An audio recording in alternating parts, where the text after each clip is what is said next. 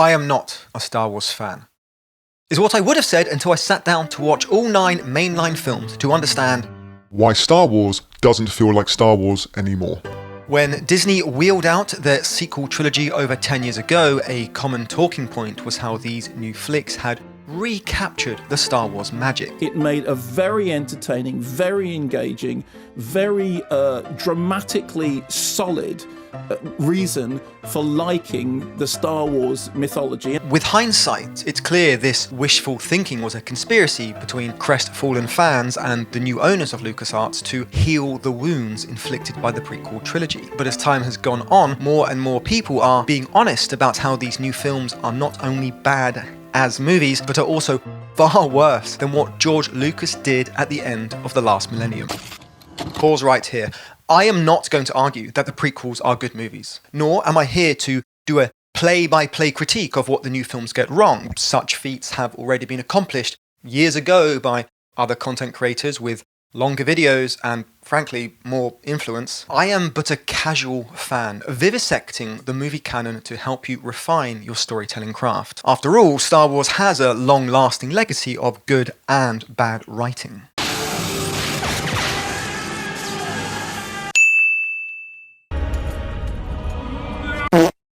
Basically, this video is for you if you like video essays, you like Star Wars, you like video essays about Star Wars, you like video essays about stories, you are a storyteller. This video is not for you if you don't like 9/11 jokes. But for those who got this far, I promise you that you will walk away with some bona fide story crafting gems. Plus, at least one 9/11 joke, but you'll have to watch closely because it will be subtle. About as subtle as 2 planes crashing in. There will be at least 2 9/11 jokes. Let's begin with the obligatory Star Wars disclaimer, because broaching the subject requires laying out the cards, similar to how a theologian must clarify to which denomination he belongs. If you want to skip to the analysis, fast forward to this timestamp or click the chapter in the YouTube video. But for those eager for my quasi-biographical discretional statement, here it is.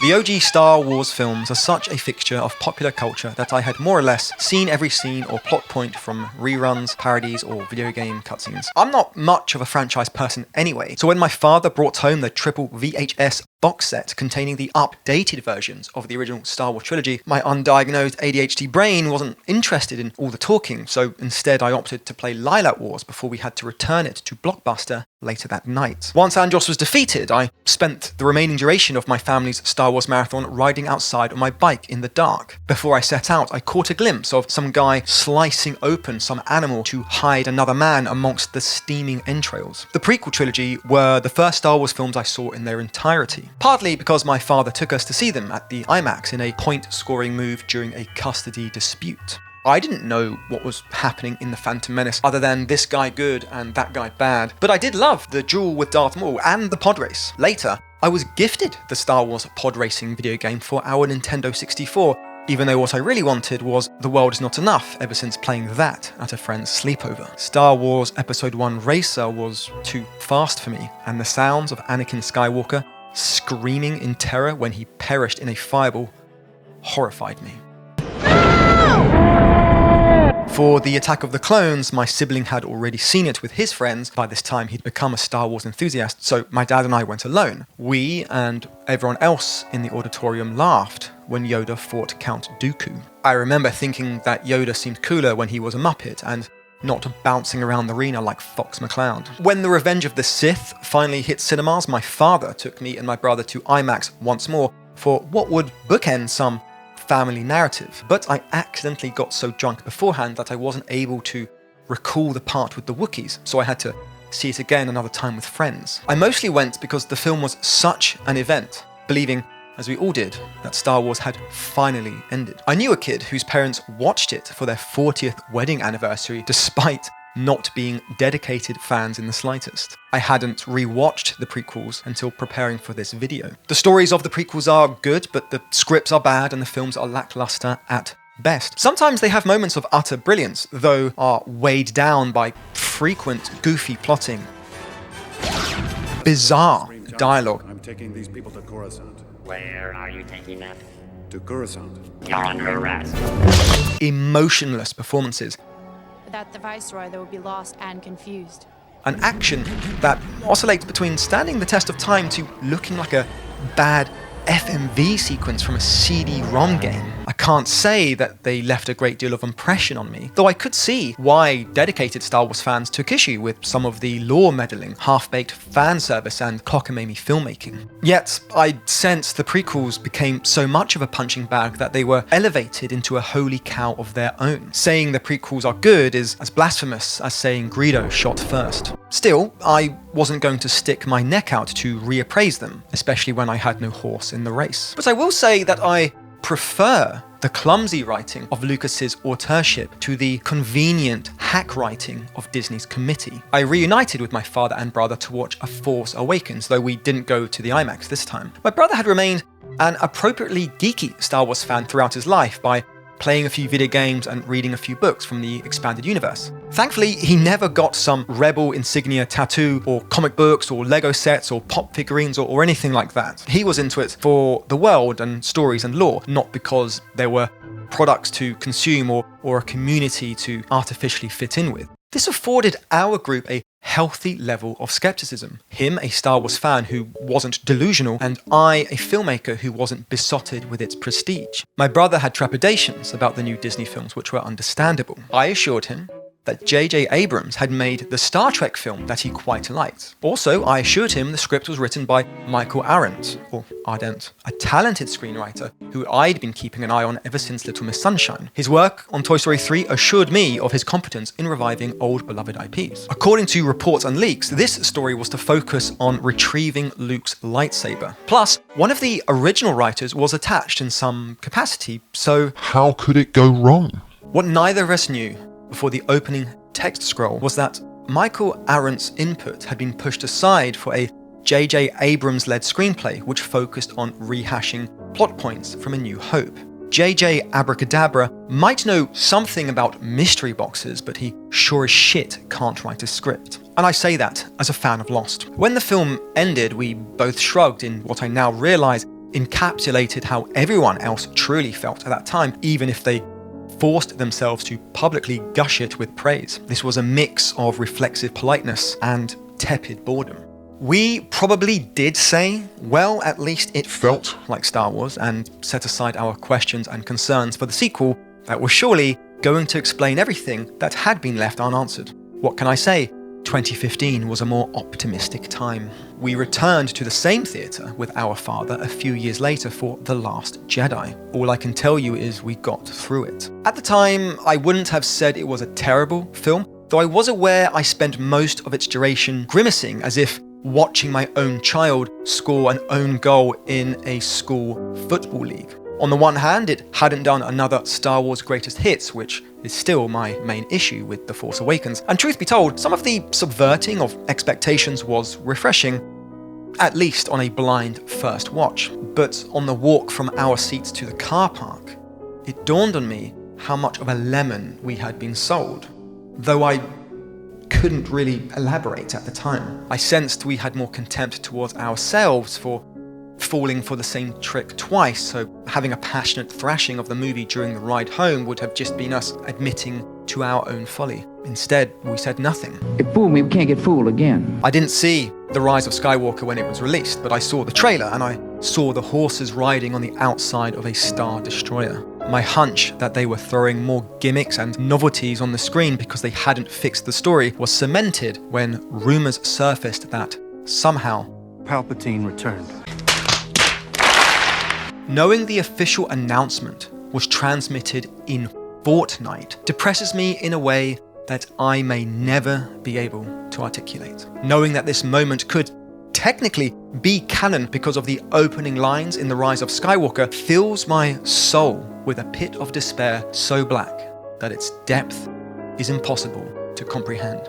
I don't know if my brother ever saw the final installment of Disney's first trilogy, first being the operative word in that sentence. My dad saw it, and he said he liked the vistas. If an aging boomer, whose brain is rotting because of his 1970s exploits and Pokemon Go addiction, can only offer "sometimes it looked nice," then I had definitely saved myself a cinema ticket. That's partly why I'm not interested in The Mandalorian or Andor or The Acolyte or that Goonies TV show version of Star Wars. I hate The Goonies. The Goonies is such an obnoxious, loud film with such an obnoxious, loud fan base that I would rather publicly criticize Islam. My point is, my Star Wars interest never simmered above a passing interest until I watched the original movies, or rather the re-releases with the terrible edits, but I just ignore those moments where I can. Though I didn't know Kenobi's scream was a new addition until someone told me. Steady on, George. Anyway, I watched them from start to finish for the first time, and you know what? They're bloody good movies. They are wholesome fun for all the family. The plots are well written, coherent, and dramatic, with strong character arcs, emotional payoffs, and some pretty darn cool action set pieces. I can see why people cherish these fantasy space operas so much. Now I have a deeper understanding of why fans were so upset with the prequels, and I have another perspective on why people hate the sequels so much. It's fair to say that had we rented Star Fox on another weekend, I might have been a bigger Star Wars fan than I am now. My Emperor! I failed you! Although that might not have granted me the distance to explain why Star Wars doesn't feel like Star Wars anymore.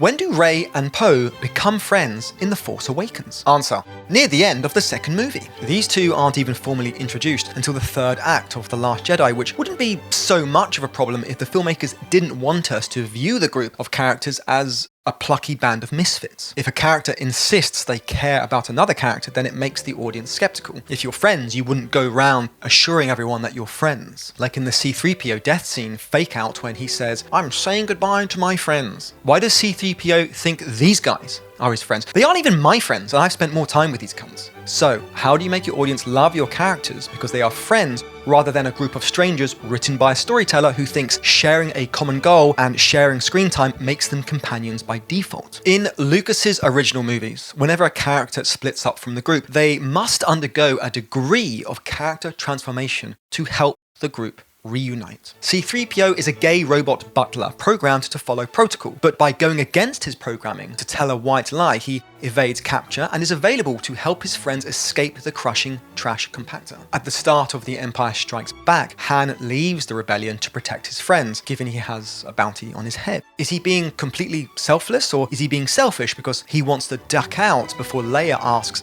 "So what are we?" Well, when Luke doesn't return, Han ventures out into the blizzard to save him, which proves he cares more about physically being there for his friends than he admitted a moment ago. This builds on his transformation at the end of A New Hope and sets him on a path where he leads ground troops in the Return of the Jedi. However, his decision to leave the base puts Leia in a tough spot. Aside from knowing that Han freezing to death means she definitely won't get that D, Nice. she's responsible for the rebels. She must decide whether to close the base doors to protect everyone or give her friends a chance to get back safely, which builds on her transformation from A New Hope, where she learns to balance her principles with pragmatism. Where she learns to balance her principles with pragmatism. You may fire when ready. What? None of the characters grow without affecting their interpersonal relationships and the plot. In short, their trolley problems never occur in a vacuum. Consider why it's believable for C-3PO to be happy that R2-D2 isn't going to die from his injuries during the trench run. R2, can you hear me? Sir, if any of my circuits or gears will help, I'll gladly donate. He'll be all right. We see them bicker on the Republic ship and argue on the dunes of Tatooine, but every time they get better at working together, it moves the plot along. That way, at the start of The Empire Strikes Back, when C-3PO tells Leia that R2-D2's estimations can be off, it doesn't read as him swatting his robot sidekick. R2 has been known to make mistakes. From time to time. He's invested in making sure Leia feels better, even though both know it's a white lie that he wouldn't have been capable of expressing at the start of A New Hope. Hey, you're not permitted in there. It's restricted. Don't worry about Master Luke. I'm sure he'll be all right. The prequels accomplish a similar thing, though admittedly without quite the same level of success given, you know, what the prequel films are like. However much the writing of individual scenes falls flat, if you zoom out, it's clear there are defined arcs. Qui-Gon Jinn is such an idealist that he can't see what is in front of him, which imbues his young Padawan with skepticism. That skepticism grates Anakin's confidence in himself. Then we decided to come and rescue you. Good job. Throughout their time together, Anakin and Kenobi are shown to be right and wrong, often at the same time, in the same situation. Both have chances to prove the other was at fault. Both have chances to admit they had made a mistake. Both have opportunities where they must choose between their personal goals and their shared objective. This tug of war affects their interpersonal relationship with ramifications on the wider plot until their interpersonal relationship becomes the plot. By contrast, the sequels fumble to nail this aspect of character crafting from the very beginning of A Force Awakens. We're told that the bad guys want a thing that some old guy has. The old guy gives this thing to the new Han Solo right before his village is attacked by the new Darth Vader. New Darth Vader confronts the old man, who he kills despite being the only person he believes knows the whereabouts of the thing he wants. If that makes no sense to you, don't worry.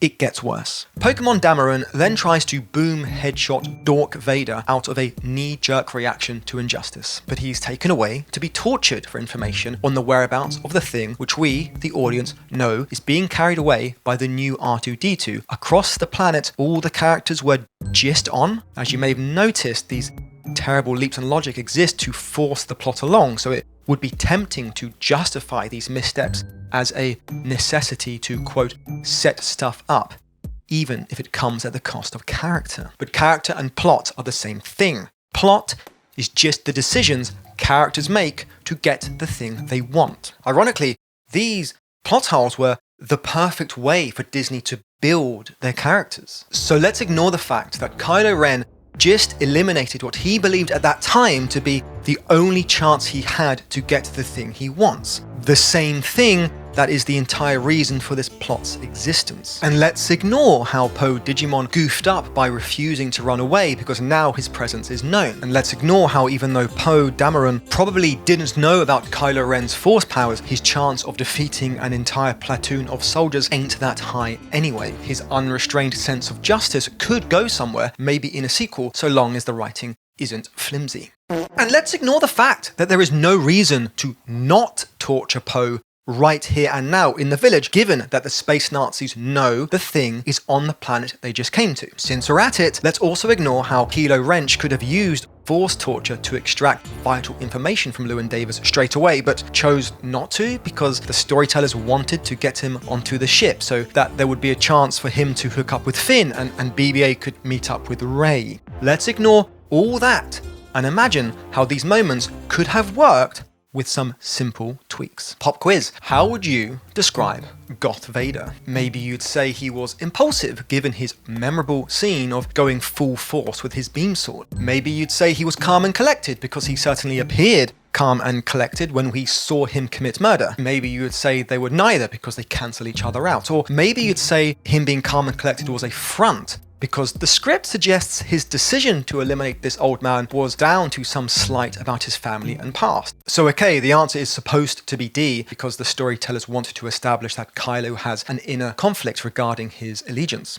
Disney was clearly striving for that because Star Wars has something to do with moral dilemmas of right and wrong. So imagine how much more believable Kylo Ren's arc would have been if the introduction showed us that Hux understood that Kylo Ren killing this guy let the thing slip through their fingers. Imagine if Hux was angry that his colleague's inability to think rationally aided to his own workload. As it stands, our introduction to Hux doesn't even acknowledge that Kylo Ren's actions make no sense. It's in a droid, a BB unit. Well then, if it's on Jakku, we'll soon have it. I leave that to you. The storytellers think, if you ignore a plot hole, it will be filled in. Now imagine if Hux had recognized that this foolish error was caused by Kylo's conflicts regarding his legacy, the Force, and the Empire. Imagine if Kylo tried to evade accountability by framing his kidnap of Poe Dameron as a consolation prize because they had no reasonable way of finding the thing. Imagine if the reason there was no plausible way to find the thing had something to do with Hux's failures to collect stronger intelligence. Imagine if Kylo accused Hux of being more eager to be seen doing a good job than actually doing a good job. Imagine if Kylo accused Hux of being the one who wasn't thinking rationally because he deals in theory, whereas Kylo deals with practicality. At least then, Kylo's hostage could be a good bargaining chip or bait, even if they couldn't extract any other useful information from him. With these slight adjustments, the characters now have valid reasons to hate each other, because both are colleagues with conflicting ideas for achieving the same goal. Suddenly, these plot holes become smarty pants ways to communicate your character's inner conflict. As it stands, the film brushes these under the rug and expects us to view them as rivals without justification, while hoping we don't notice they're behaving illogically. Their interactions are frosty at best thanks to the acting, but even then they shift between feeling like pithy sibling rivalry or tedious office politics bullshit. Had their rivalry been meaningful, the ramifications of the plot would have been dramatic. The plot would have been a consequence of their interpersonal relationship. Their interpersonal relationship would have been a consequence of their internal conflict. Their internal conflict would have been a consequence of what they want. Instead, everything stems from all the cool moments a six-figure earning Disney-hired screenwriter wanted in the first 10 pages of a screenplay, or was told to put in the first 10 pages of a screenplay. It gets worse. Imagine how much better the scene between Hux, Kylo, and Snoke would have been if Snoke's two main dudes were squabbling, despite both sides being right and wrong at the same time. Kylo shouldn't have killed the old man, and Hux shouldn't have moved on shaky intelligence. On the flip side, Hux's shaky intelligence led them to the guy, but the guy had already passed on the thing they wanted, so had become disposable. Picking a side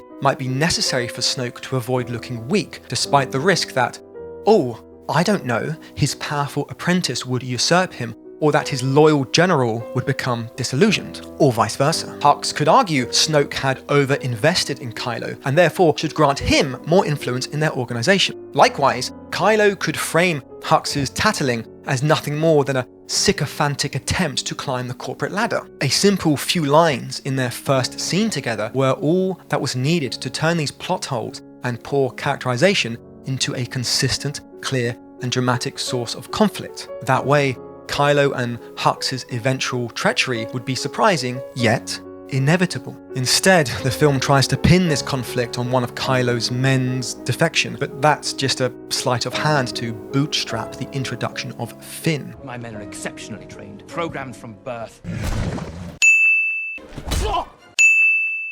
Ow!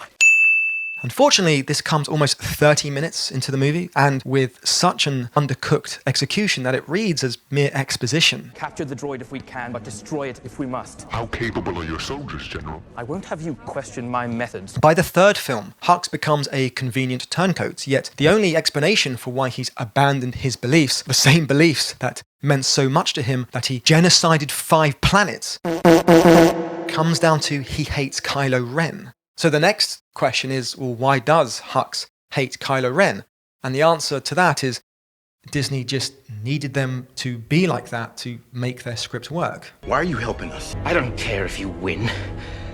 I need Kylo Ren to lose. 2 seconds earlier. Bow to the First Order!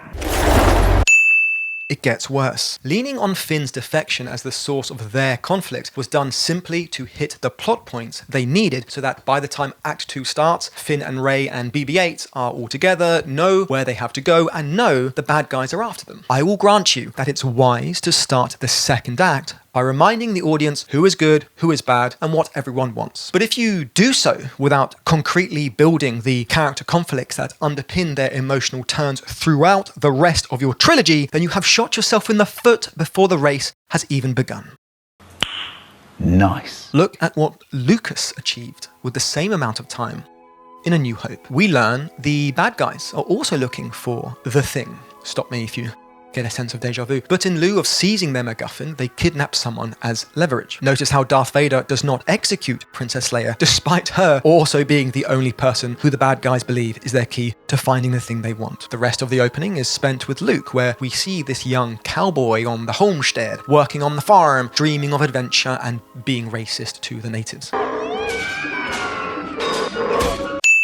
Through the forming friendship between C-3PO and R2-D2, Luke comes into their possession, discovers Leia's secret message, and figures out that he's got to get this stuff to his old buddy Ben. The world is set up, the stakes are established, and we've learned something about the characters because their flaws hint at their trajectory. Vader is powerful, but underestimates the little guy, which is how the droids escape with the plan in the first place. Although I will agree there's a little bit of convenience there. Leia's quick thinking and selflessness keep the rebels' plan alive for the moment, but her diplomatic skills are not enough to talk her way out of danger. Luke's tenacity and rambunctiousness helps him piece together the jigsaw puzzle and inadvertently save his life, which throws him headfirst into the harsh reality of the adventure he daydreams about. But story jerk, I hear you say. It was so much easier for Lucas to pull off the same plot points because he didn't have as much stuff to establish as The Force Awakens. Here's a writing tip for you. If you've got too much stuff, get rid of some stuff. What do you want me to do? Ignore your plot points and contrivances because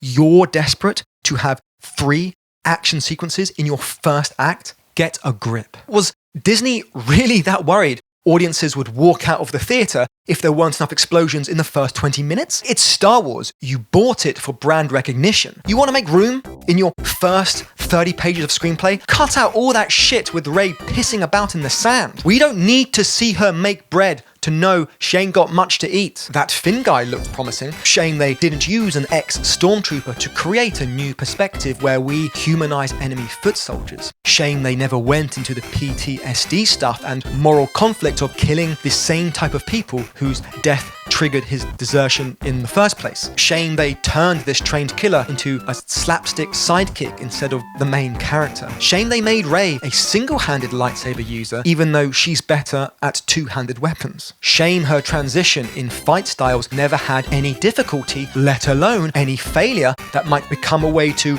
I don't know, develop her internal conflict or interpersonal relationships or the plot as a whole. Even her failures are short-lived and unimpactful. Safety.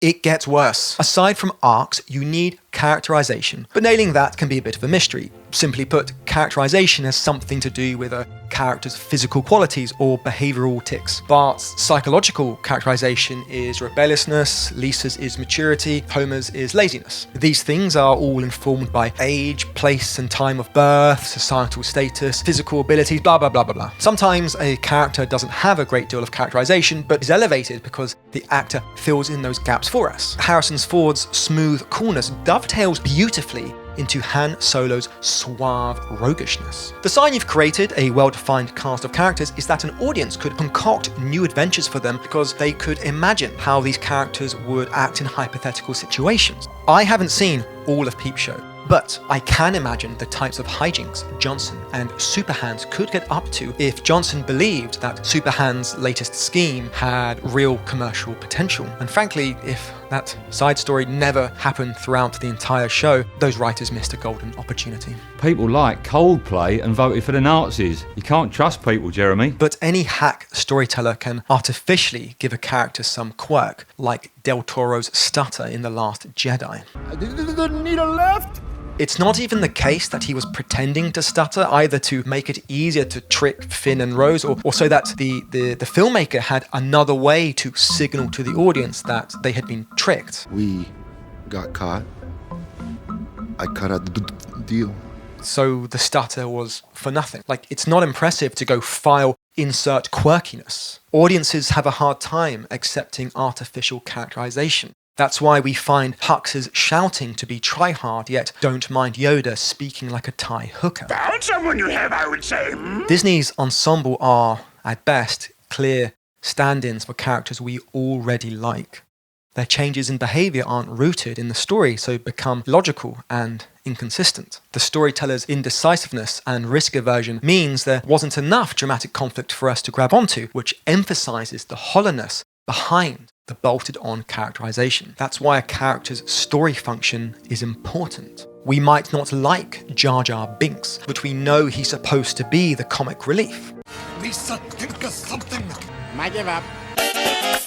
We know his role as a pariah has story potential because his growth would logically be something to do with him becoming welcomed back into his tribe. I couldn't tell you what Rose Tico is doing in these movies. I know she's sad about her sister dying, but trauma dumping is a risky way to get the audience on your character's side. Even with a clear arc and flaws and story function, your characterization still needs a silhouette. Animators and fashion designers know all too well the power of silhouetting. How much can we understand or recognize your character from their outline? Could you tell me who the bad guy is, or wise mentor, or plucky little brother sidekick? It's the sum of their movements, costume, and other bells and whistles. Darth Vader has his mask and cloak and breathing apparatus, which makes for a unique and striking appearance. R2-D2 makes cute, funny noises and is feisty. The hunched Emperor wears a spooky hood and has a spooky smile. In other words, is your character cool or just trying to be cool? Who talks first? You talk first. I talk first. Chewbacca? Cool. Leia? Cool. Boba Fett? Cool. Jango Fett? Cool. Darth Maul? Cool. Sebulba? Cool. Mace Windu? Fucking Cool. Watto? Cool. Wedge? Cool. The Droids? Cool. General Grievous? Cool. Lando Calrissian? Cool. Admiral Akbar? Cool. Dracula? Cool. Schindler? Cool. Space Mexican? Cool. This guy? Cool. This other guy? Cool. This chick? Nice. This other chick? Nice. Padme? Nice. Padme? Nice. Padme? No.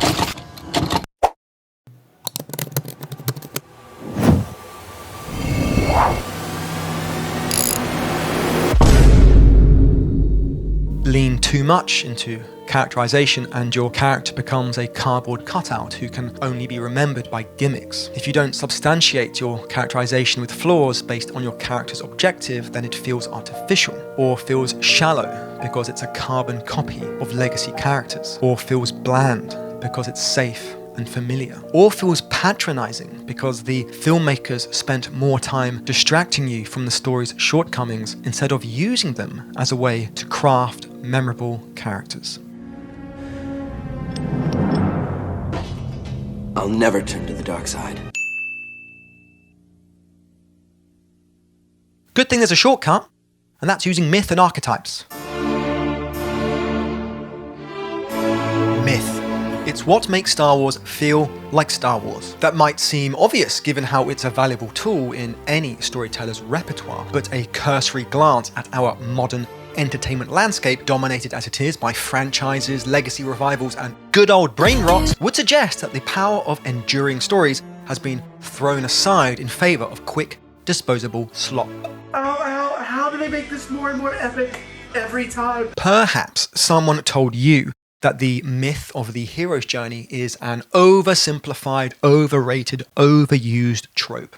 That person is an idiot. Anecdotally speaking, they are an art college graduate who calls themselves a writer despite not making honing their craft a habit or even finishing a project to their own satisfaction. Myths are universal stories which stand the test of time because we recognize parts of the human condition that exist in all of us. Icarus and Pandora's box are as meaningful now as they were when they were first told thousands of years ago. What is Plato's Cave but an old version of The Matrix and Toy Story? Myths don't have to be super old either. Consider the star-crossed lovers of Romeo and Juliet, Dr. Frankenstein's hubristic meddling with nature, and Batman's crusade for justice as an act of mourning. Societies and communities mythologize their heroes, martyrs, and villains using the same framework. It's how you construct the narrative of your own life. I don't understand what this has to do with Star Wars. Don't worry, it's all going to become clear. For now, you just need to know that Disney's 3 scripts for the Star Wars sequels were the culmination of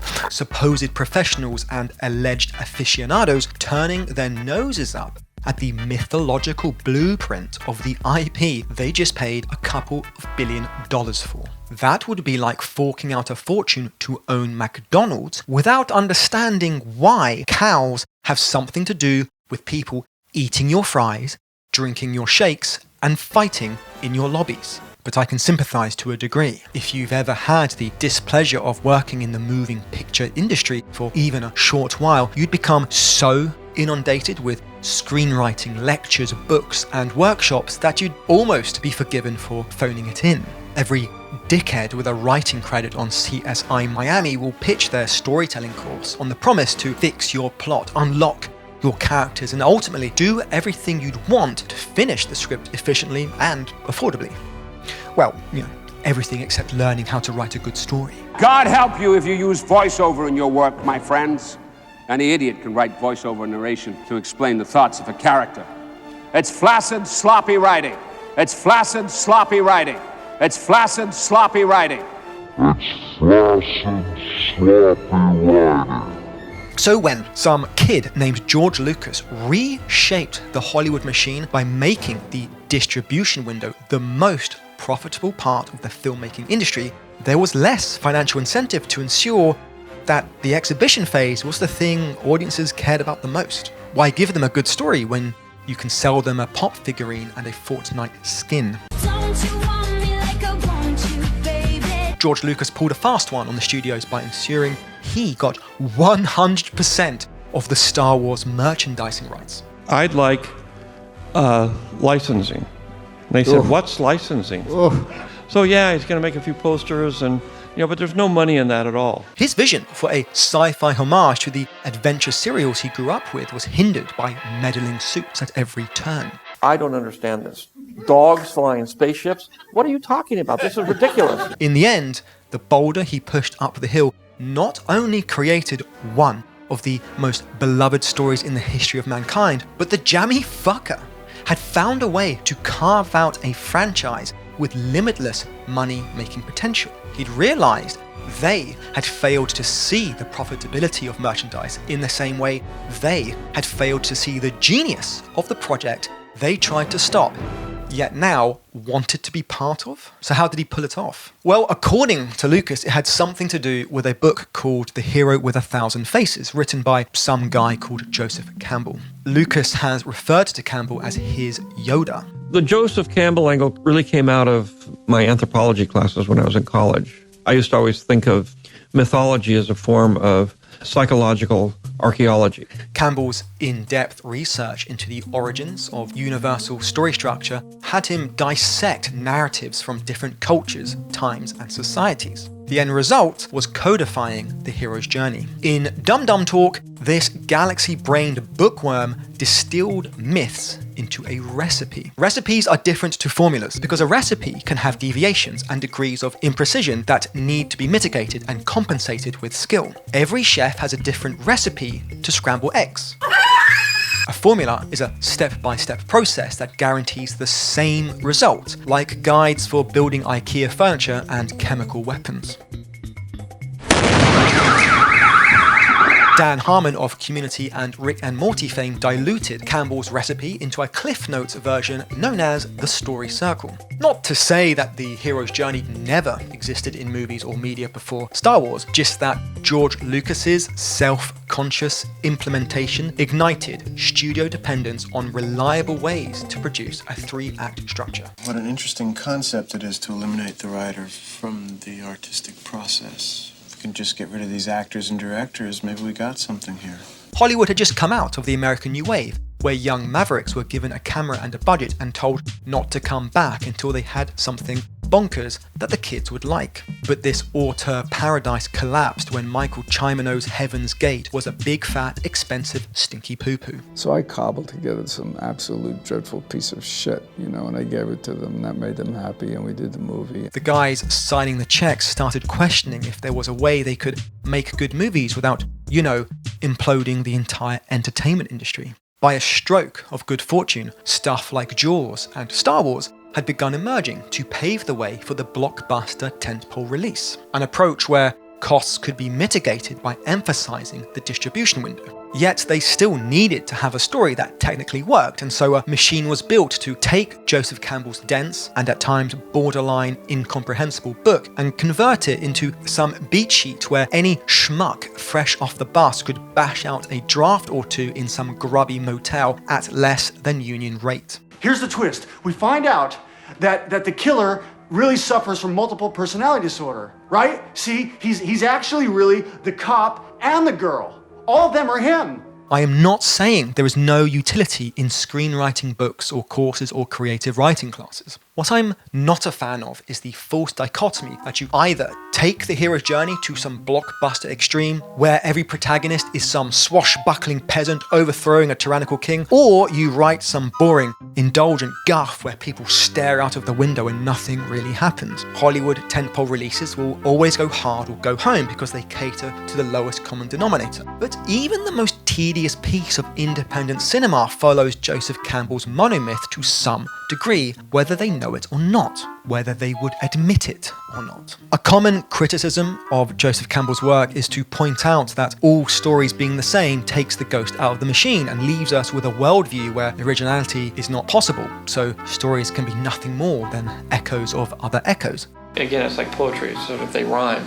I repudiate this futile mindset. Originality has as much to do with how something is done as it is what is done. Telling a familiar story in a new way can still reveal new insights into our existence, so long as it's done right. Replicating the story beats of the hero's journey without understanding their mythic power or connection results in stories where things happen because, well, that's what's supposed to happen, right? We end up with lifeless stories that are nothing more than tropes and cliches weaved together. If your server brings you a bad plate of eggs, the problem wasn't the recipe, it was the chef. For some storytellers, going through the motions is enough to justify production costs because some audiences just want to go through the motions.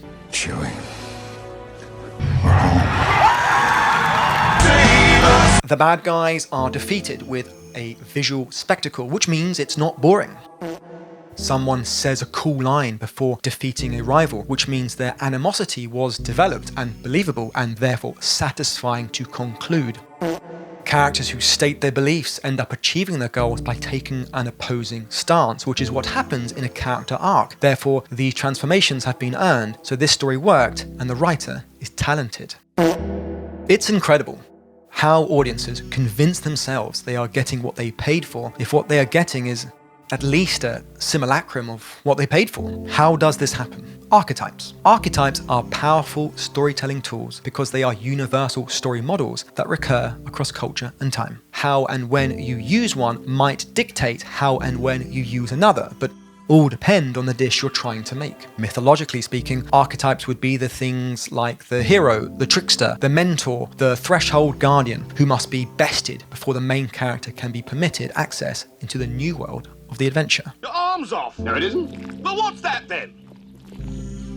I've heard worse. They come with a typical placement and trajectory inside the hero's journey, yet can be flexible. Imagine your story has some good cop and bad cop characters. This recognizable dynamic would play differently depending on whether they were the hero, the trickster, the mentor, or the threshold guardian. You went in to do maybe a small stinky poo-poo, and you took a gamble, you rolled the dice, but it came up snake eyes. Archetypes are preloaded with a character's trajectory, so understanding their function in your story helps you track their progress. In the prequel movies, we have Palpatine, the just king, but turns into a tyrant. I am the Senate.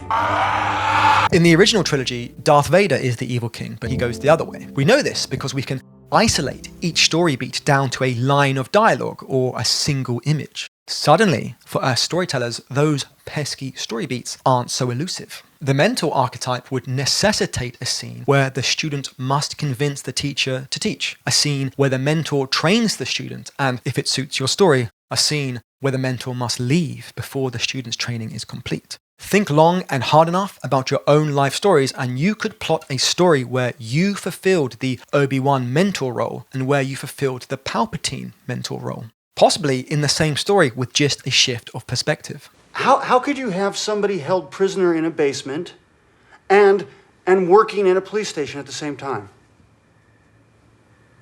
Trick photography. Usually there will be a moment where everything seems lost right before the end of Act 2. So what better way to make this whiff of death hit home than to have our beloved mentor kick the bucket right when we're about to enter the third act, the part of the story where the hero would need all the help he can get. The Force Awakens tried to do this. Han Solo is supposed to be Rey's mentor, though I'm not sure he teaches her anything, so really they were trying to invoke that archetypal relationship in hope that we might interpret Rey's reaction as meaningful when he's killed off. Detractors will say this is too simple because there's more to being human than that. Simplicity is not the same thing as easy. Simplicity is not the same thing as shallowness. Simplicity is the difficult act of making complex things comprehensible, like understanding the theory of gravity and knowing the difference between scrambled eggs and an omelette. Humans are pattern-seeking primates, which is why we use narrative to form a reliable map of material reality.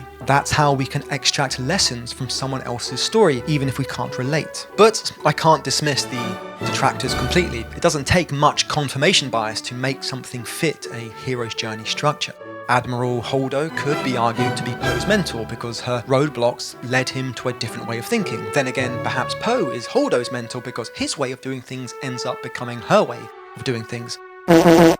And doesn't Luke's transition from grumpy hermit to saintly martyr stand as an example of the mythical hero returning to the old world with the elixir? But I'd argue that if your script is this flexible with archetypes, then it's more than likely your story just isn't clear. Your story still needs to work moment by moment. It's lazy to send off characters on dozens of side quests so that you can cut between them as a way to capture as much narrative ground as possible. But that's to be expected from a storyteller whose greatest achievement is filming television's best filler episode.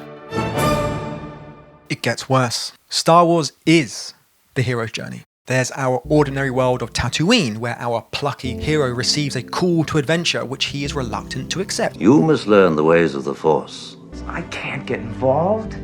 I've got work to do. Until something forces his hand, whereupon he crosses a threshold into a new world. He makes friends, undergoes some trials, and becomes acquainted with an enemy. At one point, he sneaks into the proverbial dragon's cave, where he enters the belly of the beast and escapes with a boon for a price. Our hero returns to the familiarity of the old world to lick his wounds before preparing to undergo his greatest challenge yet. At the climax, he pulls the proverbial sword out of the stone to acquire a world-saving elixir. This path of resurrection transforms him into a hero, which allows him to improve the old world from whence he came. The Force Awakens is a Xerox of this specific hero's journey. There's our ordinary world of not Tatooine, where our plucky heroine receives a call to adventure which she is reluctant to accept, until something forces her hand, whereupon she crosses a threshold into the new world of nostalgia bait. She makes friends, apparently, undergoes some trials, apparently, and becomes acquainted with an enemy, which only happened because she decided to run into the forest for no reason. At one point, she is brought into the proverbial dragon's cave, where she enters the belly of the beast and escapes with a boon for a price. Our heroine returns to the familiarity of the old world to lick her wounds before preparing to undergo her greatest challenge yet. At the climax, she pulls the proverbial sword out of her ass to acquire an elixir. This path of resurrection transforms her into a heroine, which allows her to improve the old world from whence she came.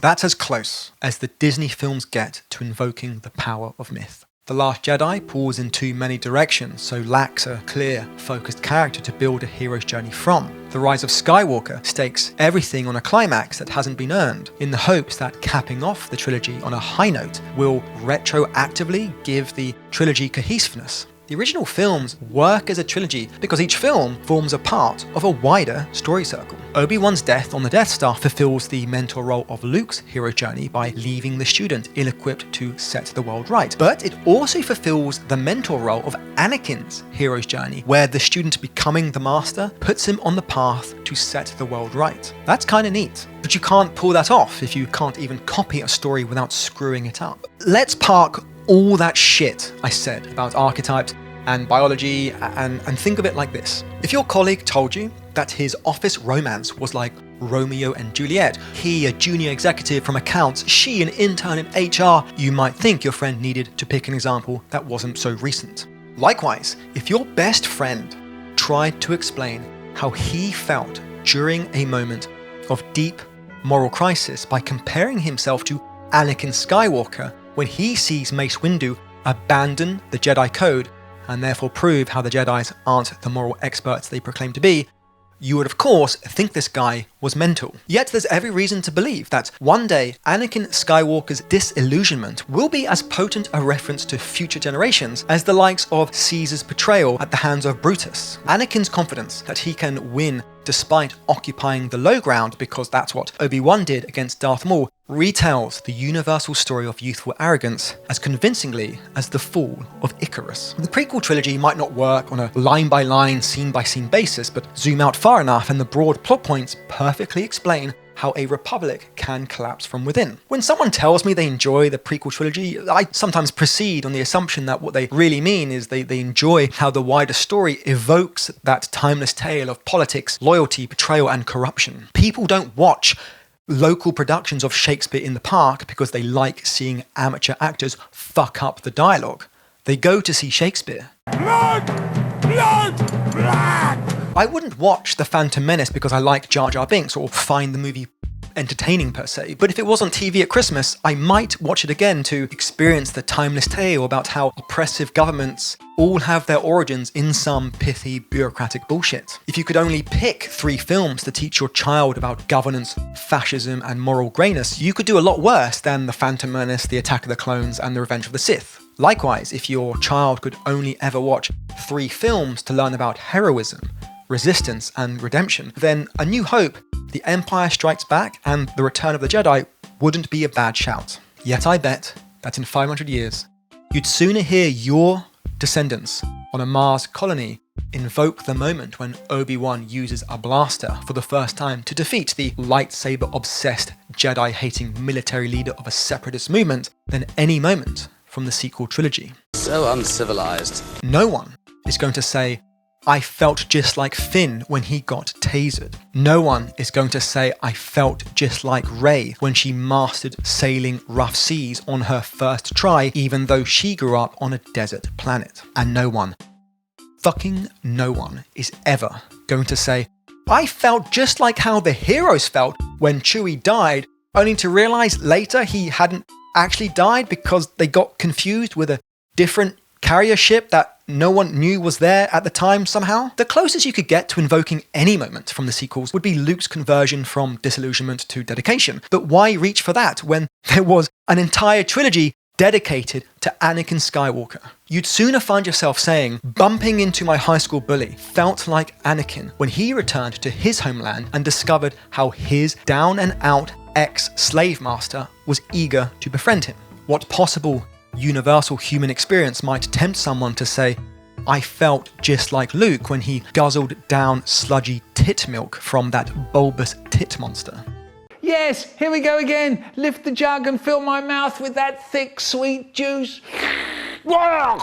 Defenders might think the long, boring casino scene from The Last Jedi is an example of mythic resonance because war will always be with us, so there will always be arms dealers playing both sides, as well as elites profiting off the misfortunes of the masses. But that's not myth, that's a truism. We don't process it through drama, we process it because characters stop to tell the audience that the storyteller is trying to make an astute point. I wish I could put my fist through this whole lousy, beautiful town.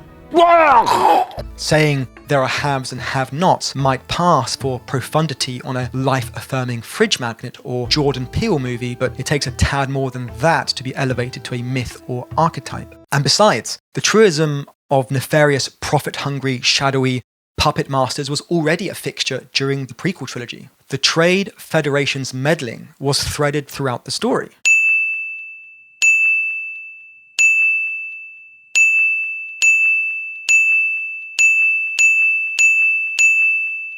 That's why Anakin's disposing of these unwitting pawns tells us something about the type of human behavior that gives rise to things like the Night of the Long Knives, the Great Purge, or the Red Wedding.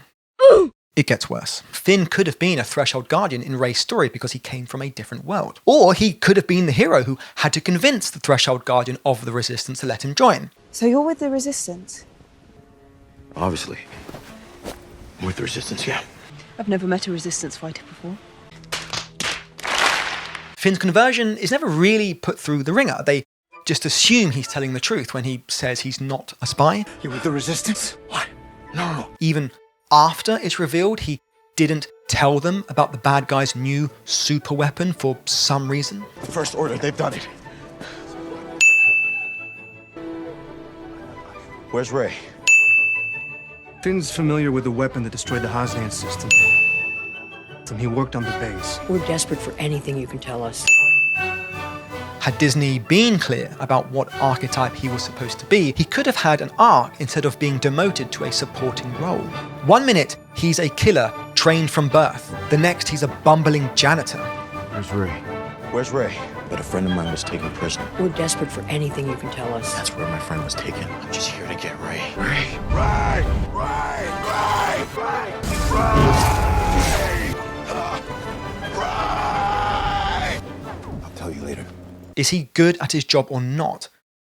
If he's not, why was he part of a platoon in what the First Order believed was their most important mission? If he is good at his job, why would he get nervous when some short-ass nobody threatens him with a taser? Was he supposed to be Rey's love interest or Poe's gay lover? You know your character is badly written when Jar Jar Binks has a stronger arc. Jar Jar is the archetypal trickster whose chaos brings order. His clumsiness helps in the climatic battle, but also makes him the perfect candidate to vote in Space Hitler. The Senate must vote the Chancellor emergency powers. But what senator would have the courage to propose such a radical amendment?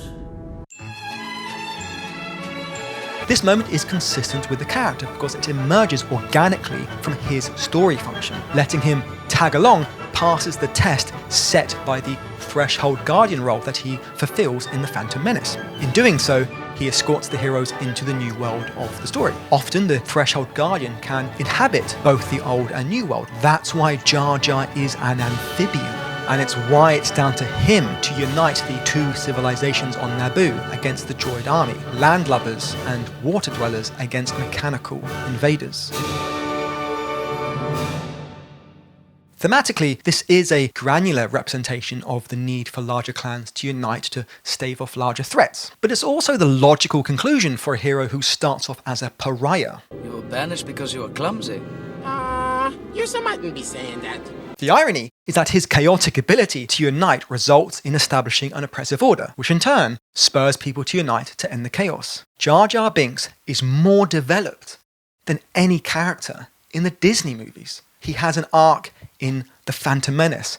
He has an arc in the prequel trilogy. He has an arc in the spine of Star Wars lore. And it's not because Jar Jar Binks was secretly an amazing character or that The Phantom Menace was a good film all along. It's because he was conceived to fulfill a mythological archetype. But Disney didn't understand why integrating myth makes Star Wars feel like Star Wars. So their characters weren't designed from the ground up, but instead tried to force them into a narrative to which they didn't belong.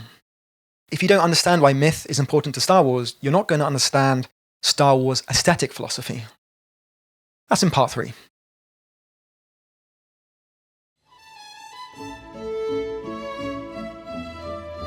One of the most common arguments for why the Disney sequels are good is because they look like Star Wars. It's an easy mistake to make. The production design of The Force Awakens, The Last Jedi, and The Rise of Skywalker are lifted straight from the first trilogy. The mix of physical sets harkens back to the tangibility of the originals. Plus, the use of fluid camera movements and lively performances are refreshing compared to the soft, blurry, uncanny valley visuals of the prequels. Let's not forget about those iconic camera wipes. Even Lucas was scraping the barrel at the turn of the millennium. Like, look at this one! Like, did he edit this on an iMovie or something? But to pickle-ricked-brained buffoons, looking like Star Wars is parroted without an ounce of thought, as if looking like Star Wars is the same thing as being Star Wars. Without understanding what constitutes a Star Wars aesthetic, you reduce its design to guys in hoods swinging around beam swords. The Disney sequels look nothing like Star Wars. So let's kick it off by laying out my fundamental repudiation of the Disney movies.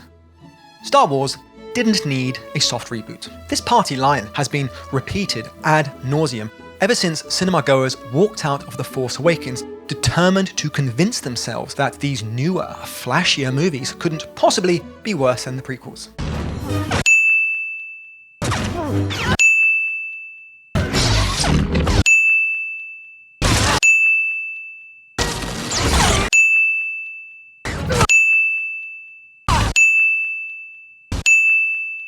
This mass lie took root with the belief that the sequels needed to play it safe out of the gate. Why that objective was interpreted as just do A New Hope again has never been justified to me.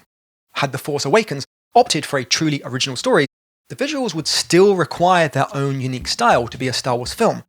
Otherwise, the soft reboot is nothing more than reheated leftovers. The prequel trilogy has a distinct aesthetic that also threaded into the original 3 films, so there was a precedent for Disney to build into a larger departure than slightly rejigging the stormtroopers' helmets. As it stands, everything in the new Star Wars sequels looks like the universe did a long, long time ago, so why have the visuals stayed the same if the galaxy has changed? Dirty Future was a hip new trend way back in the 70s and 80s, thanks to Alien and Blade Runner and Mad Max and stuff like that. The run-down, lived-in look was a stark departure from the pristine, clean, utopian visions of 60s and 50s science fiction. Yet, Star Wars found a way to stand out from the pack by adding a tinge of fantasy. Instead of screens like in 2001: A Space Odyssey, it opted for holograms, reminiscent of the apparitions and visions commonplace in stuff like The Lord of the Rings or Dungeons and Dragons. As impressive as hologram technology appears to the audience, it didn't jump out as a prediction of where our world could go. Compare that to Star Trek, where the aesthetic has something to do with taking an educated guess on future tech. The original Star Wars went the other way, with a world that looked futuristic but felt like it was in the past. Swords wielded by knights, homesteads and moisture farms, taverns and monarchies. Aliens were not the advanced humanoid species that dominated science fiction, nor were they exclusively strange wildlife to be used as set dressing. Instead, they were matter-of-fact members of another tribe or race or culture or class or group who passed each other on the street without notice, no different to us humans. Spaceships could be hunks of junk with mechanical woes, no different to the average moviegoer's automobile. Or crafts were fully functioning behemoths akin to fully equipped real-world naval vessels. They weren't like the rocket ships which went to the moon, so space travel felt more magical to us because it was more normal to them. Importantly, this Dirty Future aesthetic tied into the story. It wasn't just slapped on because it was vogue. The rusty, dusty homestead of Tatooine, the grimy, dank saloons of Mos Eisley, the cluttered, unkempt interior of the Millennium Falcon. These conveyed the societal decay caused by the hands of the evil Galactic Empire. By contrast, the antagonists had shinier, more spacious equipment, yet their advanced tech still did not appear alien because there were industrial elements. Had Lucas lifted the vibe of something like the early Star Trek series with colourful, high-concept futurism, the Rebels' struggle might not have captured the hearts and minds of audience quite so much. We're pretty enthusiastic about space program and things along that nature. Locations also avoid typical sci-fi planets for familial settings, stripped of any glamour to drive home this sense of the everyday. The desert of Tatooine is far less foreign and striking than the opening from the Planet of the Apes, even though it's more than likely that by the time they were making The Return of the Jedi, Lucas and his team had the budget and production capabilities to use more impressive natural resources, if they so wished. The snowy peaks of Hoth and the dense forests of Endor are also designed to be as standard as possible. They don't have strange alien vegetation or bizarre topography, whereas contemporaries use nature to emphasize the difference between our homeworld and alien planets. The most alien setting is Dagobah, with its misty bogs, but that still helps it feel like it could be anywhere in Scotland. The fuck are you doing? What are you doing? Fire. Scaling back the use of wondrous, imaginative landscapes is ballsy enough for a genre known for its otherworldly design. Budget restraints aside, it would have been too easy to stick in some odd crystal stalactite on Hoth or giant fungus on Endor to make it clear that, yep, this ain't Earth. But Lucas avoids that. Not until the end of The Empire Strikes Back do we see a planet with an appearance so striking and unique that it jumps out as typically sci-fi. The hermit kingdom of Cloud City is incongruent to the possibilities of life on Earth, so its utopic splendor emphasizes what life can be like when free from the clutches of the evil galactic empire.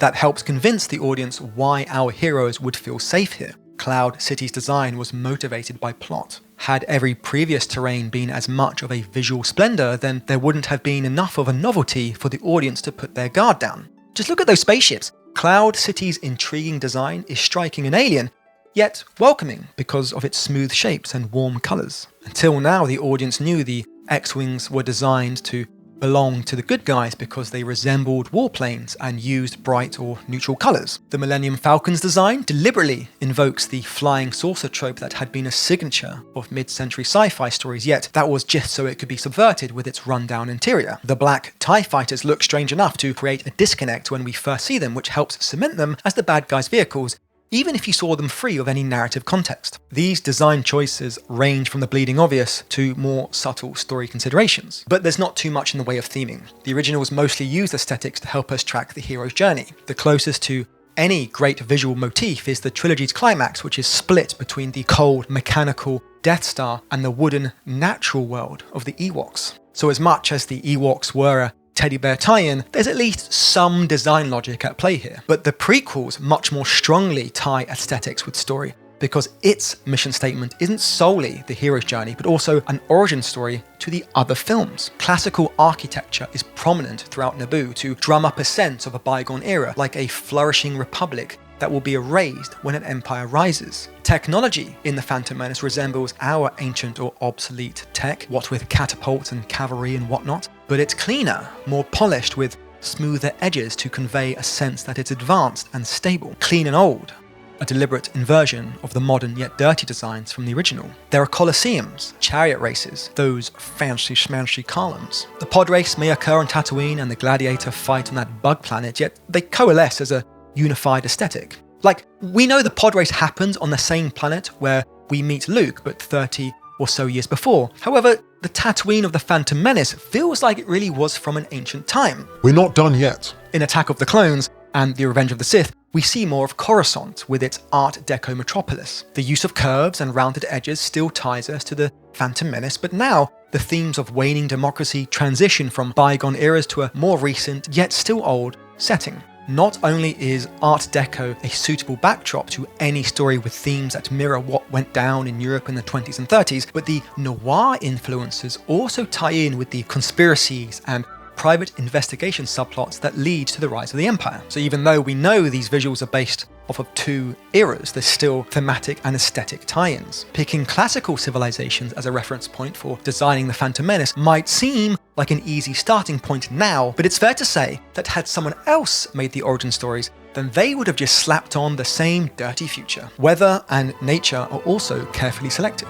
The underworld of the Gungans communicates something about the themes of discovery and mystery, and it's neat that the girl from the water planet and the boy from the desert planet come together to create a resistance. The stormy water world of Gemini, where the secret clone army is being manufactured, communicates something about obfuscation and conspiracy. The volcanic instability of Mustafar says something about, well, I'm sure you can figure it out. The lava is hell. Yes. I know this sounds like film student essay bullshit, but just ask yourself this.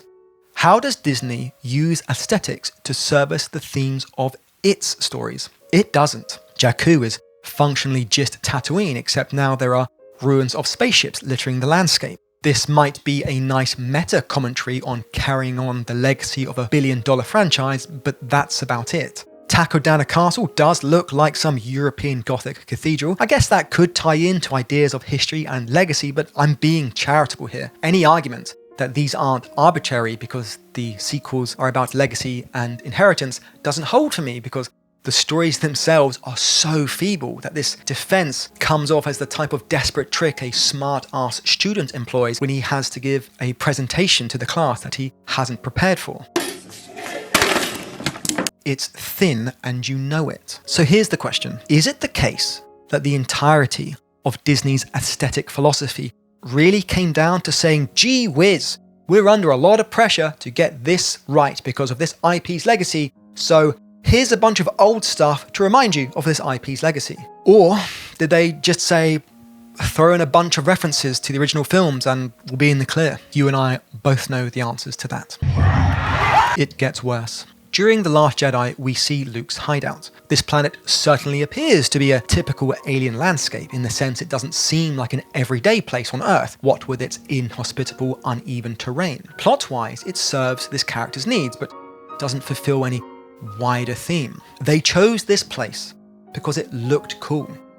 And it looked cool because it looked like an alien planet. It's the same deal with Crate. Yes, a salt flat covering red rocks does look impressive, but what wider theme or filmmaker's mission statement is this supporting? What were the story reasons for deciding that the planet had to have this colour and topography? I guess it's so that there was a wide enough flat space for the bad guys to line up in a wide shot and a single mound for the good guys to hide in. But that's putting the cart before the horse, because you'd still have to explain why this conveniently flat enough planet to stage the set piece you had already decided should exist needs to look the way it does. Let's try it another way. Mustafar looks the way it does because the plot and themes and relationships at the end of The Revenge of the Sith have something to do with anger and instability and new things forming and old things breaking away. No matter how their fight went down, it makes sense for Obi-Wan and Anakin to duel on a bleak, shaky terrain of fire and lava. The only reason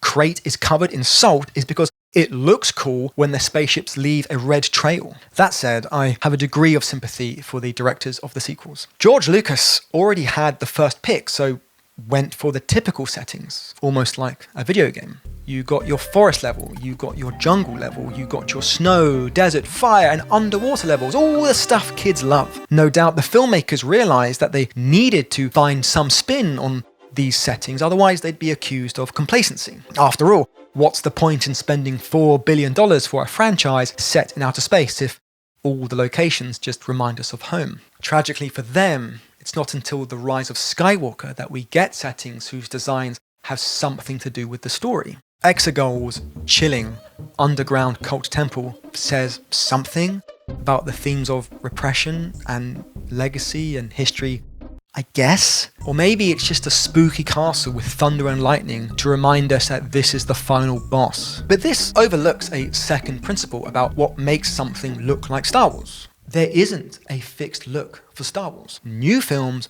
must look different to the other films. The ships we see on Naboo are worlds removed from the X-Wings, but with a keen eye, you could unravel the evolution between these two fighters and figure out which film they belong to because of design rules unique to their respective trilogies. Curves for prequels, corners for the originals. That's why it's bad for Disney's X-Wings to just be X-Wings with a new skin, like an alternative costume in a fighting video game. This risk-averse motivation behind a soft reboot is why the Disney films did everything possible to not have a distinctive approach. So let's fix Disney's aesthetic. First, we need to establish what rules Star Wars uses to determine what type of technology is permissible. Spaceships and robots are in because that's an established convention of sci-fi, fine, but they can't be super advanced and are allowed to look goofy. Star Wars robots come in all shapes and sizes, and can never be mistaken for an android or human. Consoles and computer screens are common, but anything too similar to a typical desktop operating system is out. We want dials and switches, not keyboards and mice. There still needs to be mystery in how people are using advanced things, so speculation about future Earth technology is off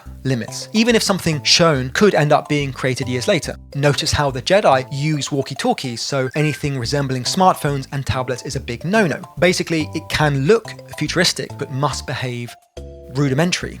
Tech in Star Wars feels as if it is maybe 1 or 2 steps behind the years of its release. Anachronisms are necessary to explain how stuff works, but it can't feel like it's lifted straight from Earth. The worst offender is actually in the Attack of the Clones because it has a 1950s American diner that serves cups of Joe. You want a cup of Joe with juice? Oh, yes, thank you.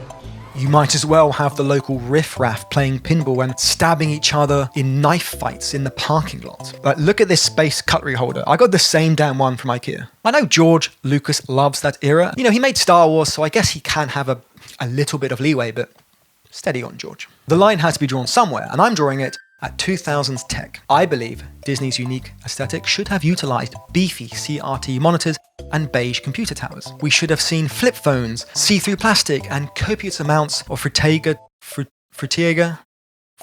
Aero. It's old enough to feel ancient to the audience, but also a step up from the dirty future of the originals, so that it's clear this era is set after the Battle of Endor. Of course, it would have to tie into the story to be more than just a new style for the sake of it. It seems to me that Disney missed an opportunity by not making their stories focus on the transitionary period when a war finishes. East and West Berlin could have been a starting point for a trilogy focusing on the pitfalls of rebuilding during peacetime. The Republic could be split into two factions because of their competing ideas for unifying the galaxy. That way, the remnants of the Empire could take advantage of the chaos to gain strength. Imagine if one faction of the Resistance had technology that was a cross between CRTs and Eastern European decor, while the other half had computers more reminiscent of Apple Macs in cities that looked like Central Europe during its reconstruction after World War II. If Disney is going to go hard on the space Nazi vibe, then why didn't they just set the films in space Europe?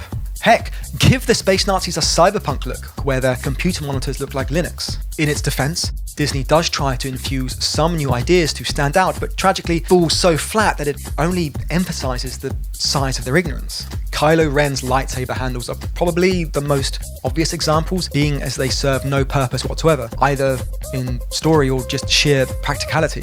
Starkiller Base is just a white chocolate Death Star. C-3PO has a red arm. People were paid a lot of money to come up with these ideas. People were paid a lot more money to sign off on these ideas. It gets worse. The language doesn't feel like Star Wars either. In the originals, handcuffs were called binders, and instead of calling someone a pain in the arse, you could call them a nerve hurter or laser brain. You know what? I'm about to say it. I don't care that you broke your elbow. If your story is not set in our world, then you need new names for everyday objects to maintain immersion. But there's a balance to strike. Typically in fantasy, archers are ordered to fire, even though that's a ballistic term.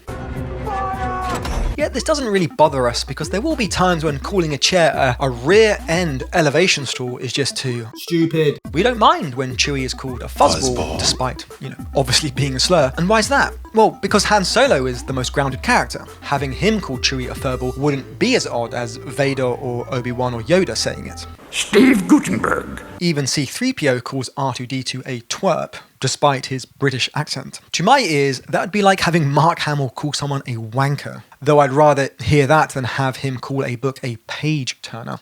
Page-turners? They were not. There is a trade federation, so I guess there must be a publishing industry. There's a slave trade, there's got to be other business models. Have you come to free us? No. But such colloquialisms erode the heightened nature of Jedi speech. Striking a balance between anachronisms and commonplace parlance is hard, but vital for tonal consistency and world building. We know that drinking and smoking exist because of Mos Eisley, so nightclubs aren't that far-fetched. But it can be risky, especially if you're hoping no one notices that you're using it to sneak past a plot point. Anakin's first line to Padme is to ask, "Are you an angel?" What? An angel. They're the most beautiful creatures in the universe. This might quickly set up the love story which plays into the demise of the Republic. Nice. But it does mean Judeo-Christian theology exists throughout the galaxy. An angel. I heard the deep space pilots talk about them. Even Uncle Owen remarks, "There'll be hell to pay."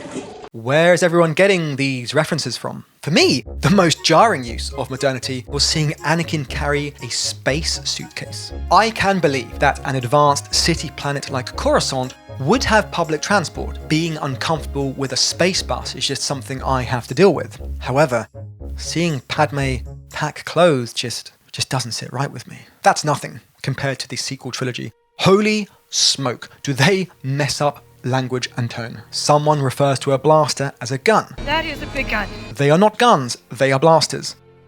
Someone asks, Who are you hanging out with that speaks Sith? Hanging out is a modern Americanism. Is this a phrasal verb Yoda would use or know about? Representing for you and all my peeps. It gets worse. Such offences are minor compared to the complete disregard of tone. All dramatic moments are punctured by that god-awful Joss Whedon Marvel humour bullshit. The fact that the jokes are funny is really not to be underrated. The only exceptions are what the film decides are the most important character moments, forgetting that these character moments don't hit us the way Disney wants them to because the previous character moments were punctured by that god-awful Joss Whedon Marvel bullshit. Do you have something, a cowl or something you can put on? Everyone is falling over and quipping and joking and riffing off each other with that kind of undergraduate improv troupe banter and insipid Saturday Night Live pitter-patter. I'm kidding. Oh, come on, take your You're turn. 250 You're years taking old. forever. Of That's course you're cheating. better That's why we than think you're us. cheating. More often than not, the jokes are fourth wall breaking by drawing attention to the codes and conventions of Star Wars. We'll use the Force. That's not how the Force works. You're relieved that we're here. Thank goodness you're here. Did she do that to us? Watch the language. There's plenty of this elbowing. Did you see what we did there? Did you see what we referenced? It is possible to reference fan favourite moments without it deriding and derailing the entire enterprise, but your mileage may vary because you're still bound to piss someone off. Hello there. The moment in the sequels which encapsulates how much contempt Disney has for its own source material is they fly now? They fly now? They fly now. They fly now? They fly now. Womp womp womp womp womp. Park for the moment the Aaron Sorkin writing influence where characters just incredulously repeat themselves to make something appear more dramatic. This moment reveals how Disney created the stories as if we were tourists in Star Wars rather than inhabitants. It makes no sense for these characters to be impressed by jetpacks. Even if Finn and Poe had never heard of Jango Fett, Boba Fett, or knew that R2-D2 could fly, they still know about interstellar flight and light speed. Jetpacks are banal by comparison. Yet here, Finn and Poe react to propulsion systems like they're seeing someone eat an apple core for the first time. The only reason these characters act as if this is some earth-shattering revelation, besides trailer bait, is that the characters are written by Disney-approved retards who never figured out that part of the fun of Star Wars is that we were treated like natives. So treating them as new to the characters highlights that they're new to us. Mos Eisley was impressive to us for the same reason it was impressive to Luke Skywalker. Our experience of navigating this world was tied to his. After that, we're expected to take things on face value, which we do, because that's what you would do if you were not a tourist. It gets worse. Disney's inability to respect the source material leads them to treating legacy characters as if they were walk-on cameos in a live studio audience sitcom.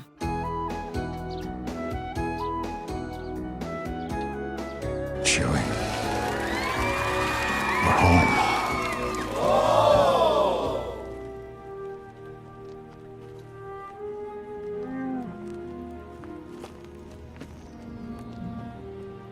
Goodness! Han Solo! It is I, C-3PO. Leave here with me. Come home. We miss you.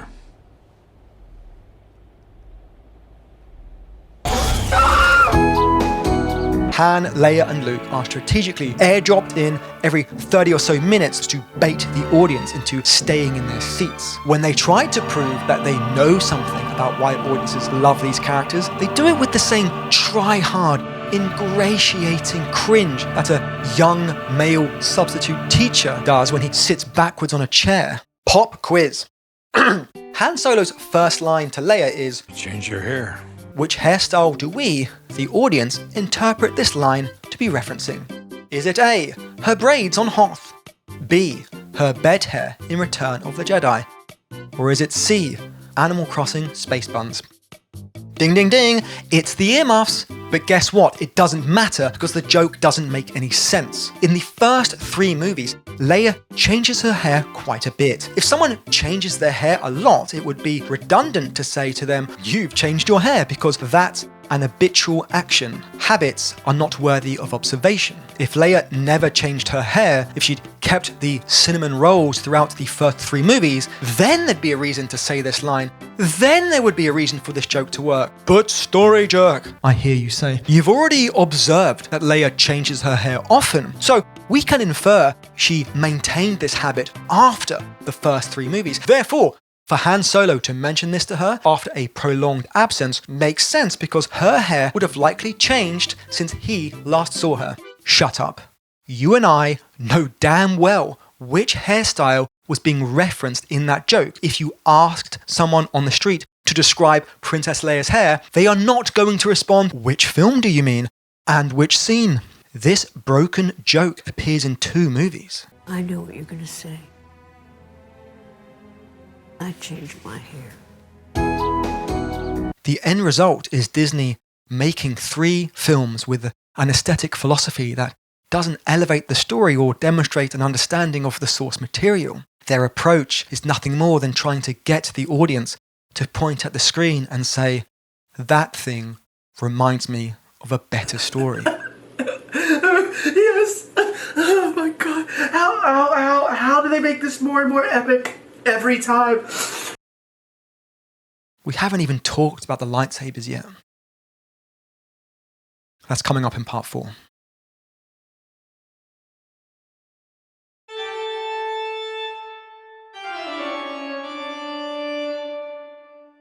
Adjusting for inflation, A New Hope cost around $45 million. The Rise of Skywalker cost just under $330 million. That means a film with a plot which relied more on luck than a cartoon cat babysitter chasing a toddler through a construction site had a budget on par with Avatar, one of the most expensive films ever made. That's a lot of Rose Tico action figures you gotta sell before you turn a profit. All that cash goes on scale because Disney thinks bigger is better. I can sympathize to a degree. Pioneering technology is part of Star Wars history, so the logic goes that if you're refining computer graphics and road testing cutting-edge equipment, then you must be heading in the right direction. But you need to know how to use innovation to make a story better. You can't just throw muscle power at it. Every art form and every artist is struggling against technology because art is technology. Take Jar Jar Binks. He is the patient zero of CGI characters. That lanky, amphibious Rastafarian paved the way for Gollum and Thanos.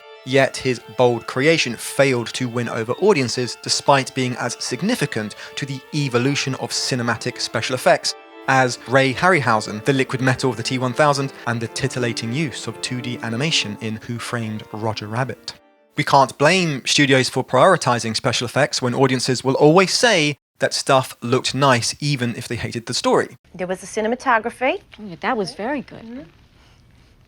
If you know even the basics of lighting and framing, then yeah, your film will look okay. This damp praise tells studios that looking nice is worth the price of admission, which creates an arms race to have nicer looking stuff than your box office competitors. But look where this has gotten us. An abundance of CGI shitfest action sequences that are so bombastic they become dull and lifeless to watch. Disorientatingly over choreographed fight sequences which make modern dance look interesting. And dizzying camera movements strung together with editing so epileptic that you get a sense of what my grandmother sees every time she goes down the stairs to make a cup of tea. Let's start with an innovation that became iconic. Lightsabers.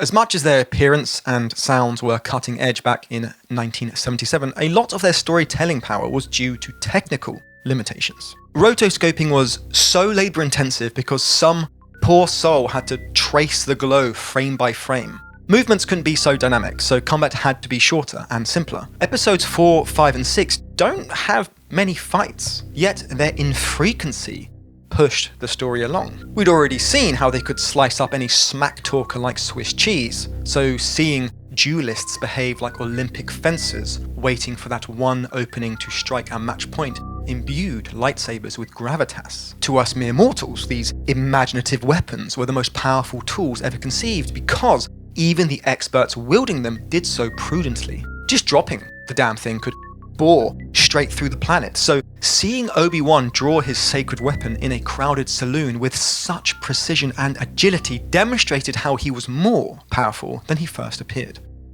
Alas, an ignoramus might watch the trilogy and label the few lightsaber duels as dull because there wasn't much kineticism, but I can forgive their naivete. Lightsabers were handled so differently in the prequel trilogy that it's become the standard in every subsequent iteration. By the turn of the millennium, technology had advanced so much that rotoscoping was no longer a ball ache, so fights could be longer and more varied with all sorts of impressive gymnastics. Yet this departure from standard created a schism within the fandom. Am I pronouncing that right? Is it schism? Schism? Lightsaber duels were so dramatic in the originals because these deadly weapons necessitated delicacy, so isn't the impact diluted by having Cirque du Soleil acrobats waving batons at every opportunity? Well, yes and no. The first is that, unfortunately, Lucas had let the genie out of the bottle. Audiences had 3 films where Jedi Knights were borderline extinct. However, the prequels needed to be set in a time when these space monks were bountiful to chronicle the Jedi's downfall, that being kind of relevant to the origin story of Darth Vader. Lucas had to use them, so innovating them was, to him at least, the lesser of 2 evils. My view, for the record, is that as elegant as the modern lightsaber fights can be, they're still so rehearsed that I never feel as much suspense and tension as I did when Luke was wailing on Darth Vader, like a geek who'd finally snapped on his school bully. All the incessant twirling bugs me because they just move so slowly. Like, surely giving yourself a momentary blind spot is a clear way to lose a fight. But maybe it comes down to the performer. Ewan McGregor and Ray Park's fighting was so fast that the cameras had to capture more frames just to keep up, so it can be impressive to process glimpses of their skill. Yet, Daisy Ridley turns as fast as a turd in a microwave. To be fair, I'm not really a fight scene guy anyway. Regardless, the prequel's new precedent for glowstick combat does at least serve a story point. Fighting in the prequels separates the era from the originals by showing Jedis using a martial art that depended on other people adhering to the same belief system. But now that the world had changed, those belief systems had crumbled. The future's now, old man. Old man. I don't doubt there's some lore about Force users sensing what others are going to do, and that's why they end up pulling off all that crouching tiger hidden bullshit. But I'd still bet that if you could ask Qui-Gon Jinn why he doesn't just do the forbidden move, he'd mutter something about honor and respect and the Jedi way. Not as clumsy or random as a blaster. An elegant weapon for a more civilized age.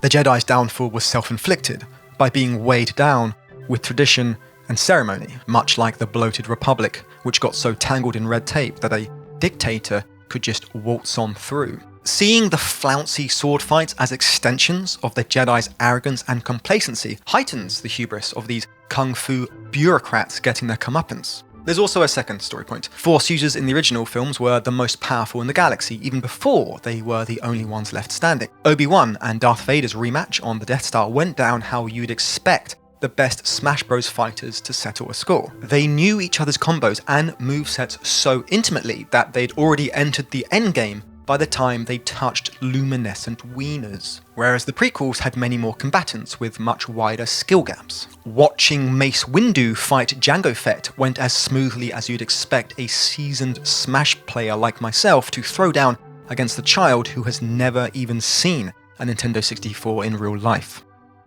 Even if the revamped lightsaber duels don't float your boat, they at least serve narrative in a new way. The original films built a world by using new yet restrictive technology, whereas the prequels built their world by using established yet efficient technology. So, what's the fresh spin Disney did with their lightsaber fights using even more advanced technology?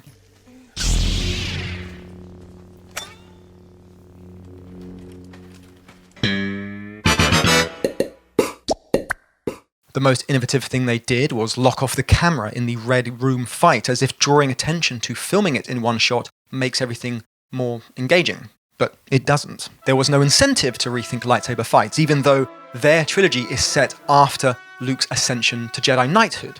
Their stories could have changed how lightsabers were treated because Luke has to reintroduce them to a new galaxy.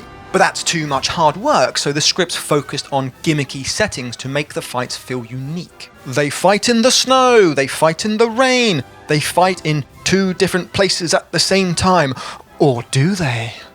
What would have been truly innovative was not having any lightsaber fights at all. But Story Jack, I hear you say. That's crazy talk. You can't have a Star Wars film without lightsabers? Well, they also said you can't have a Resident Evil game without zombies. The prequel's abundant lightsabers diminished their awe because it diluted the currency. I'm not a trained economist, but I'm pretty sure that if I own the world's rarest bottle of wine, I double its worth by drinking half of it because now there's half the supply to meet demand. However, I realize my suggestion is an unrealistic expectation for a studio which just spent billions of dollars to own lightsabers. But consider how lightsabers can no longer be believed to be a skill-based weapon when the grandson of Darth Vader can barely hold his own against a normie who just picked one up for the first time. Disney's decision to make Finn force sensitive in the final movie is an ad hoc move to what? Make this moment work retroactively? Lucas may have broken lightsabers, but it was Disney who made them lame and gay! Now these powerful ancient weapons which required special training are no more unique or impressive than you or I clocking a home intruder around the head with a cricket bat. It gets worse. Budding visual storytellers often foolishly believe that they are not making anything worthwhile until they have drones, steadicams, and all sorts of flashy tricks. Ever since Peter Jackson's sweeping visuals of armies blew our collective minds, there hasn't been a military scene since where a CGI camera wasn't dipping and diving like a dragonfly in heat. Back in the day, if you wanted an aerial shot, you needed to pay a guy who had a real helicopter. It was incredible anytime people risked their lives for a shot of something blowing up. Partly because of the rarity, sure, and the physicality too. Right? No computer explosions here. But it was also impressive because story-wise, you really couldn't afford to waste any money on an extravagant stunt unless it benefited the narrative. Or at least, you couldn't waste money as easily. Finns det inte? Nej, för den kameran gick sönder. Där kameran på mannen som inte där. Oj! But in our modern times, movement and coverage have replaced composition and staging. Things are recorded, not filmed. Such techniques are commonplace in television and video games and wedding videos. How can this stuff be impressive when it's uniform? No doubt, Disney's motivation for injecting some adrenaline into the camera work was to compensate for the prequel's rather stiff presentation. Pioneering as the blue screen was, the rigidness imposed an uneven shooting style. One moment everything is still, the next everything is animated. One moment everything feels alive, and the next it feels so fake that you can even see the chroma key spill on Count Dooku's hair. Look at this! Lucas went back to add Gungans celebrating in the street at the end of The Return of the Jedi, but he let this slide? Regardless of how contemporary cinema goers feel, considered camera work is more in line with Lucas's sensibilities. Given that he is responsible for 2/3 of the current canon, that means his style sets a standard for the series' visual grammar. As bombastic as the prequel space battles are, they have far fewer cuts and far less camera shake than you might remember. As much as George Lucas's tastes favour simple, clear camera choices, even A New Hope has some camera movement at a time when budget and technology were far more limiting. Compare these two shots. One is Leia realising she's about to receive some advanced interrogation techniques.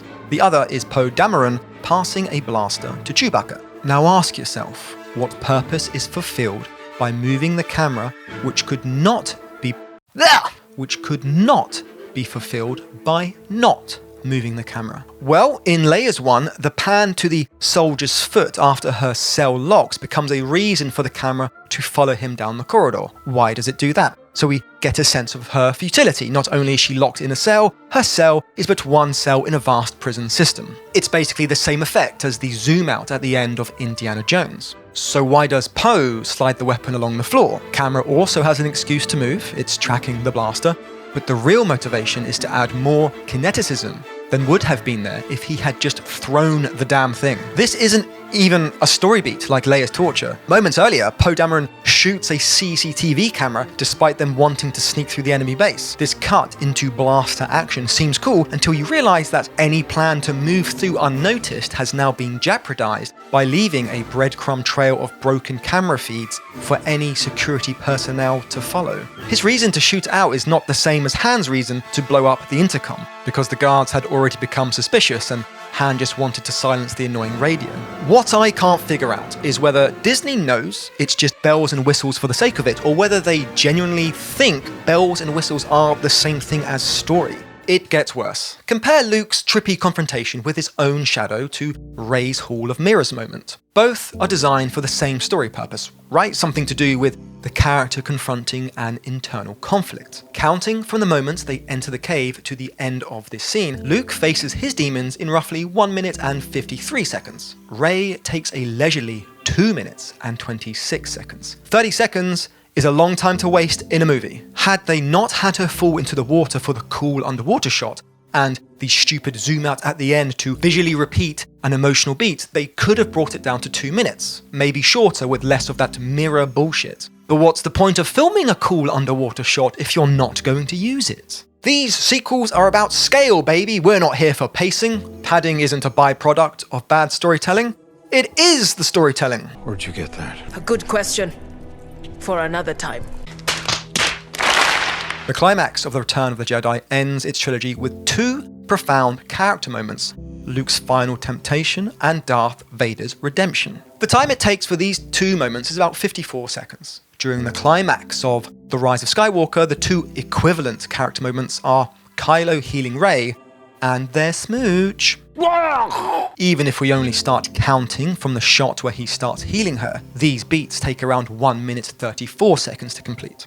So, in both cases, Disney took at least 1/3 longer to convey the same pivotal character moment so that it could what? Bask in the moment by using every filmmaking tool in their repertoire? Special effects, lighting, dynamic camera, music, slow motion, and of course, acting.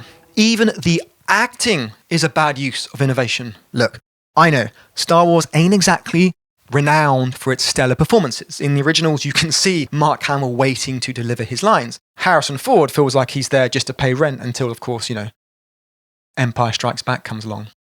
Finger in, lick it, tastes nice. I am not saying the acting in the originals is terrible. I think they deliver appropriate performances for the material. They balance the right level of camp and pantomime for what were ultimately homages to swashbuckling serials. The Emperor is the perfect example of this. If it wasn't hammy, it wouldn't work. No, you must die. My point is, Star Wars ain't exactly Oscar bait, so treating it as such doesn't feel like Star Wars. As great as giants like Alec Guinness and Peter Cushing were, the films were not executed with an eye for industry recognition. Even in the anticipated prequels, no one signed up thinking this was their fast track to thanking the Academy. I'll do it if you'd like me to. It's up to you. Yeah, sure. Disney, however, does seem to be gearing Star Wars for an accolades pipeline. Actors are given plenty of opportunities to shout and get angry and cry and get physical and demonstrate every talent they have like it's their third audition at Juilliard. They have plenty of close-ups and character moments and camera coverage to capture every iota of their preparation. Poe Dameron can't even walk out of a prison vessel without some Hollywood method acting bullshit.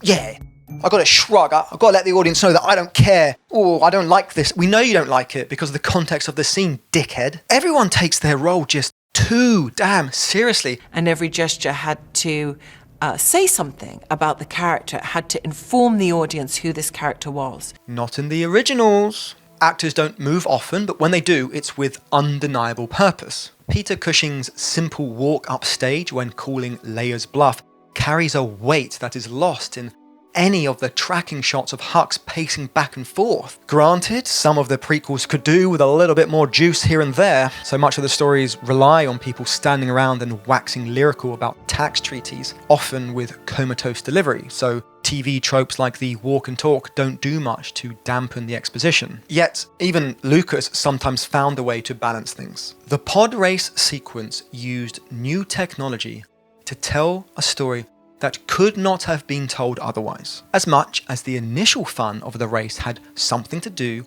with the marvelous, pioneering special effects. I can assure you that as a young kid watching this at the IMAX, I quickly forgot these elements were created in a computer because I was sucked into the moment.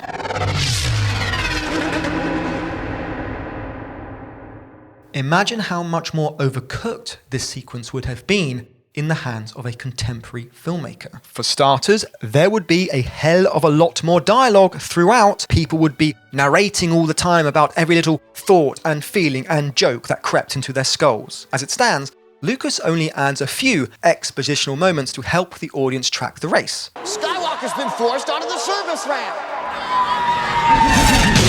That alone is a refreshing divergence from the rest of the film's conversation-dependent plotting. I'm taking these people to Coruscant. Where are you taking them? To Coruscant. Coruscant. Next, a modern filmmaker would have made the camera buzz around and the frame would have been stuffed with business. Disney seems incapable of having a short shot unless there's at least 3 eye-catching things happening. Lucas used movement sparingly, usually as a whip pan when the pods shoot past a locked vantage point. But when pushing in on Anakin, for example, the camera is fairly stable. Modern wisdom would have it that action doesn't feel engaging unless the camera is being operated by Michael J. Fox on a massage chair. Disorientation is prioritized, whereas Luke focused on clarity. Shots hold long enough so that we can process what is happening moment to moment. Hollywood's modern approach has rapid pacing, usually only holding long enough on a piece of action to register an explosion before abruptly cutting away to the next quick-fire montage. The pod race only has one fireball, and it doesn't even outstay its welcome. Crucially, there's no music, save for a little bit of a beat during the closing moments of the home stretch. But even that is comparably restrained, certainly so when compared to Disney. Disney's films are stuffed with music, yet not a single one of the new tracks is memorable. Try it for yourself, whistle a single tune from any of the last 3 films. You can't, but I bet you could imitate the singing from the Duel of Fates. That makes it all the more incredible that this 10-minute set piece in the middle of the film relies heavily on sound design to serve the emotional pacing.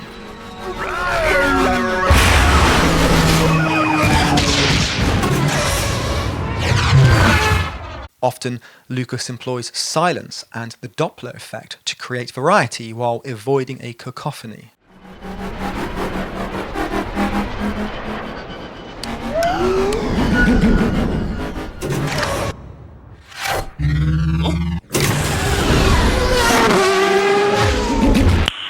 Nice. It's completely counterintuitive because the studio mind has it that innovation is figuring out how to use every tool available. But Lucas understands that true innovation is knowing which tools you don't need. This sequence is not only one of Star Wars' greatest moments, it's one of cinema's best set pieces. This attitude to innovation permeates all through the pre-Disney Star Wars movies. Give or take some moments, I guess. That's great. It's going to be great. That's going to be great. It's going to be great. That's going to be great. One moment in the Disney trilogy which demonstrates better than any other just how Disney thinks innovation means using new tech to paint bigger pictures comes at the end of The Last Jedi, where gravity, physics, and common sense are sacrificed for a cool shot. Kamikazeing into the bad guys at light speed would not leave a nice, neat slice. That's why planes crashing into towers don't leave cartoon cutouts of their fragile wings. This Wile E. Coyote shit destroys the world logic maintained throughout all previous films to satisfy one moment. Idiots will defend this by saying, but it's a kids' movie about space wizards, as if family-friendly fantasy fiction has more carte blanche to pull a world logic U-turn than any other genre. Or that it's not a problem for an author to pull shit out their ass to end their story, let alone the 8th canonical installment of a popular series, so long as it is for kids and has space. What are you talking about? Especially if the type of shit they're pulling out their ass not only lands them a 6-figure payday, but is also the type of thing you wouldn't be allowed to get away with in your story. The Graduate, Part 2. They live in a big old spooky house up in Northern California somewhere. So what's the reasoning here? That if you're a rich screenwriter, the standards are lower? Defending this decision requires an even greater suspension of disbelief than The Last Jedi is owed. It required a lot of precision, they say, and it was a last resort, as if precision and last resorts had never occurred throughout the Star Wars series, let alone with actual believability and consistency. What's the point of the Death Star if you can just lightspeed through a planet? What's the point of an army when you could duct tape a lightsaber to some warp engine and just point that at your enemy? But the ship was really big, they try to argue, without realizing they've implied a grain of sand traveling faster than the speed of light would simply bounce off your forehead like a piece of popcorn? I wonder who put that there. It gets worse. It gets worse. An expectation to innovate with the belief that this means scale resulted in force powers wreaking havoc on lore and logic. Leia's ability to survive the crushing vacuum of space may have come at some physical cost to her in the same way that Goku can't go Super Saiyan without expending some energy, but it moves Jedis out of the category of advanced humans and firmly into the class of demigods. Before, they could only manipulate a bit of matter. Now they can propel mass through space with relative ease. Are we to believe that the ultimate mastery of the Force would render spaceships obsolete? And no, Force ghosts don't suddenly mean this stuff gets a pass. Before, physical abilities could be augmented by the Force so that one could jump higher. Even the much derided super speed from the Phantom Menace relied on this precedent for their short-lived Quicksilver powers, though it was asking a lot of the audience to accept this addition, especially since it never happens again. Before, the Force could only hurt someone nearby. Now, the Force can hurt someone remotely. Why doesn't Snoke just choke people out right now? Why doesn't he use his long-distance telekinesis to strangle resistance fighters and pilots, or crush their ships like an empty soda can, or drag their fleet into the ground or each other? Because he needs to know where they physically are first? Surely when a resistance fleet starts bombing his stuff, it's pretty easy to geotag them, even if we agreed that the tragedy of Darth Plagueis the Wise wasn't a tall tale told by Palpatine to manipulate Anakin into joining the dark side. The fact this crazy scientist Sith Lord had found a way to use the Force to achieve immortality wouldn't mean he was invulnerable. Those are two different things. Even if he did, that secret was gate-kept by himself. The idea being that this ultimate finishing move was so hard to come by, you'd have to be the Emperor's teacher to stand a chance of learning it. Yet both Rey and Kylo Ren reached this superpower by what exactly? Running a few obstacle courses in the woods, feeling bad about killing Daddy? They get it by sheer luck of their bloodline, even though none of their ancestors demonstrated this power or even proved they knew about it. The Emperor doesn't know how to do it, does he? Is that what it is? Like the clones? It wasn't explained. That's asking a lot more of the audience than Obi-Wan and Qui-Gon doing a Bugs Bunny exit. At least with Lucas foolishly creating midi-chlorians as an in-universe explanation for differences in Force power, it bootstrapped power levels to the series with Anakin at the top of hierarchy. What does the scouter say about his power level? It's over 9,000 penises. So, I want you to know they're organized. I suppose it also became an objective way for the Jedi Council to debate Anakin's recruitment, but as Dragon Ball Z showed us, power scaling goes out of whack pretty quickly. Even the most diehard weeaboo has to admit how tiring it is to have the latest villain turn out to be the most powerful person in the show all along until the next episode. So to have two characters hopscotch past this threshold with narrative ease, and to have two others demonstrate rule-breaking abilities without much concern or consequence, leaves very little room for the story to grow. When Disney eventually makes a new mainline Star Wars trilogy, Force powers will have to be even greater until the logic becomes so thin that they might as well have a piece of paper appear on screen that simply reads, "Something convenient happens." How do they make this more and more epic every time? Magic systems will implode the longer they are demonstrated or developed, because magic is a man-made system based on nature, which means there will naturally be man-made mistakes. If you've seen how gravity affects people, it's reasonable for an audience to be skeptical of your final move, even if they aren't versed in quantum physics. Like, how are these bombs even falling in space? If they're supposed to be magnetized, then Rian Johnson should have made it clearer. Look how they did it in Half-Life 2. The original trilogy restrained Force powers to maintain their mystique, but also established how they were fallible. A powerful Force user like Luke Skywalker could not have been able to Jedi mind trick everybody, even if he had the stamina, because Jabba the Hutt explained how such powers can be resisted with a strong mind, even if you are not a Force user. This was used for comic effect with the shrewd desert merchant Watto, who is so driven by money that any attempt to cheat him out of cash comes up against an impervious wall of mental fortitude. This gives the Force a kind of rock, paper, scissors mechanic, even though we don't understand the intricacies of its programming. Reducing the Force would have been the right move to make. Reducing the lightsabers would have been the right call to make. Reducing everything, the music, the special effects, the acting, The fan service, the cameos, Jesus Christ, the cameos, the cameos, the cameos. Reducing all of that would have been the right call to make. Unfortunately, that would have required Disney to approach these stories from the perspective of an author instead of a brand manager.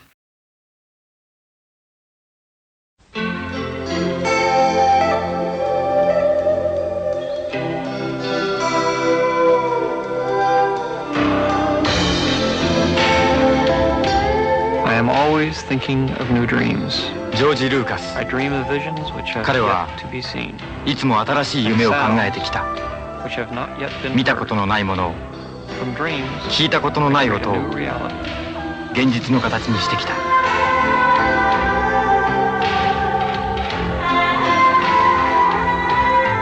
In this universe, new dreams and new friends.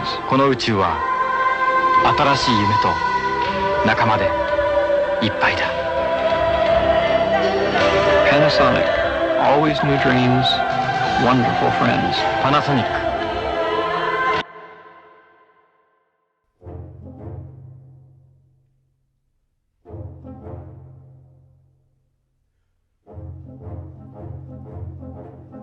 You may understand something about character, myth, aesthetics, and innovation, yet can still fall short of crafting a story people will enjoy, let alone remember. The Force Awakens, The Last Jedi, and The Rise of Skywalker rely on so many hack techniques that if you used them in your creative writing homework assignment, your professor would take you round the back of the barn and put you out of your misery like a lame horse. The story's a piece of shit.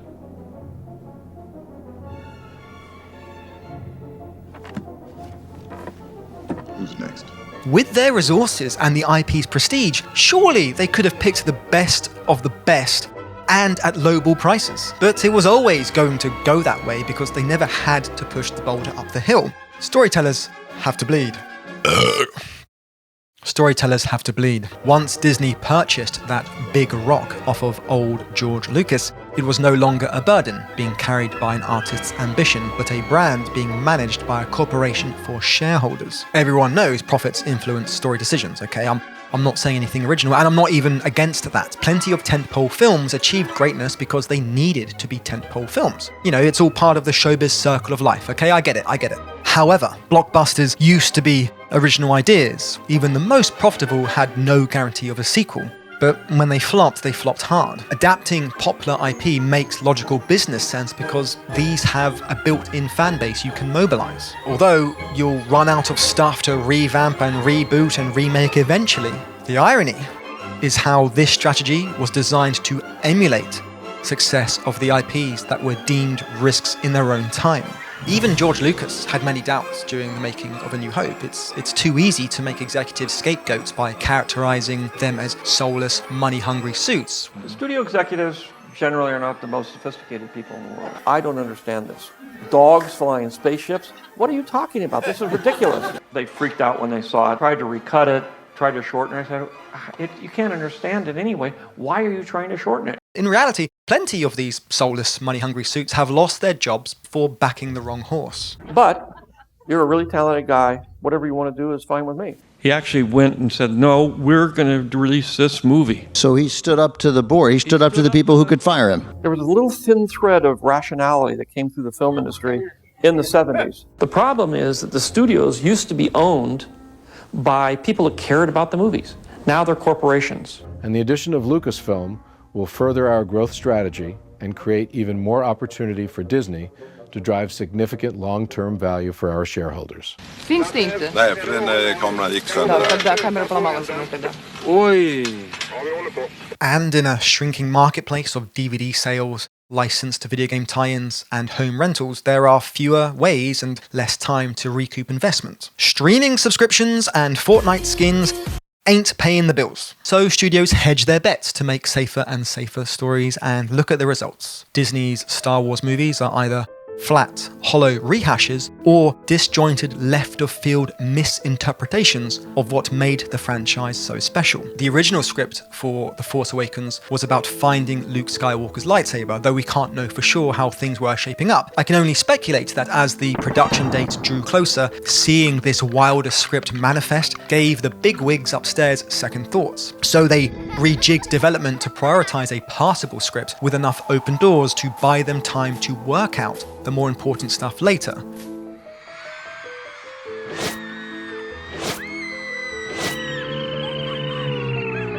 Maybe Kathleen Kennedy thought that if she played it safe with one film and then went balls to the wall on the next, it might somehow balance out and help them finally crack this walnut for their big finale. Alas, the Rise of Skywalker's perfunctory conclusion was not the nice, neat bow around their trilogy as Disney had hoped. Ray Skywalker.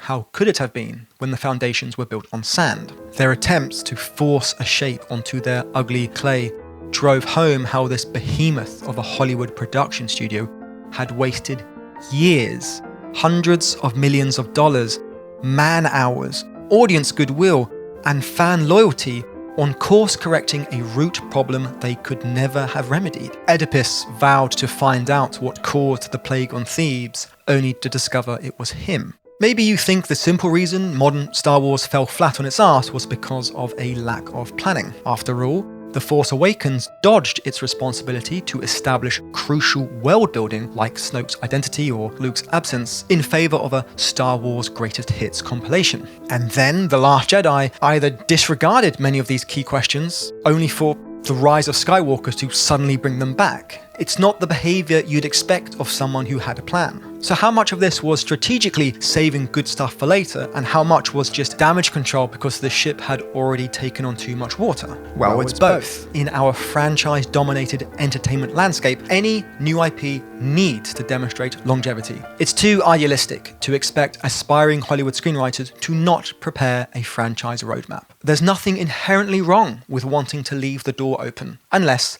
all you're doing is leaving the door open. Getting one thing made is hard enough, so you're making things worse for yourself by not making your story the best it can be now. You might as well be saying, I'll save my charm for the second date. Even if you know from the outset there will be more installments. You still need to invent more stuff anyway. You're not saving yourself a headache by spacing out your current list of good story ideas. Imagine writing a murder mystery TV show where you realize that revealing the killer's identity in the season finale would force you to approach season 2 with too much of a blank page. You're intimidated, so you shift that plot point along, thinking it will make future brainstorming easier and better. It won't, because now you've got more episodes to write. Plus, it'd be too tempting to just once again do the same and push the killer's reveal until the start of season 3. The Force Awakens was developed knowing that anytime the story wasn't working, they could fix it later in future projects. The Last Jedi had the same deal. The absence of the Knights of Ren and Captain Phasma, and any explanation for Rey and Snoke were not viewed as mistakes by the lead storyteller because, hey, it's just my job to keep things moving along. A good question for another time.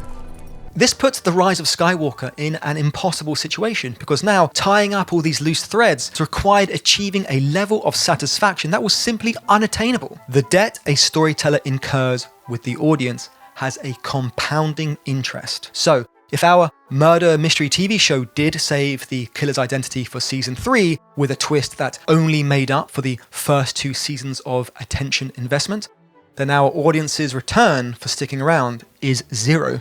In which case, we should have just revealed the killer at the end of the first finale. Otherwise, our audience eventually realizes that what they got out of the story was no different than if they had never bothered to care in the first place. It gets worse. The public will never know how much of a plan Disney had. It certainly feels like there wasn't a plan, though some reports suggest otherwise, not that it matters. It's unfalsifiable because Disney would never admit to not having a unifying direction. We'd need a source to provide a smoking gun. That would mean outing themselves. Disney CEO Bob Iger's memoir mentions how Boy George was not too happy when Disney binned his own treatments for episodes 7, 8, and 9 in favour of stories which Lucas said we'd all heard before.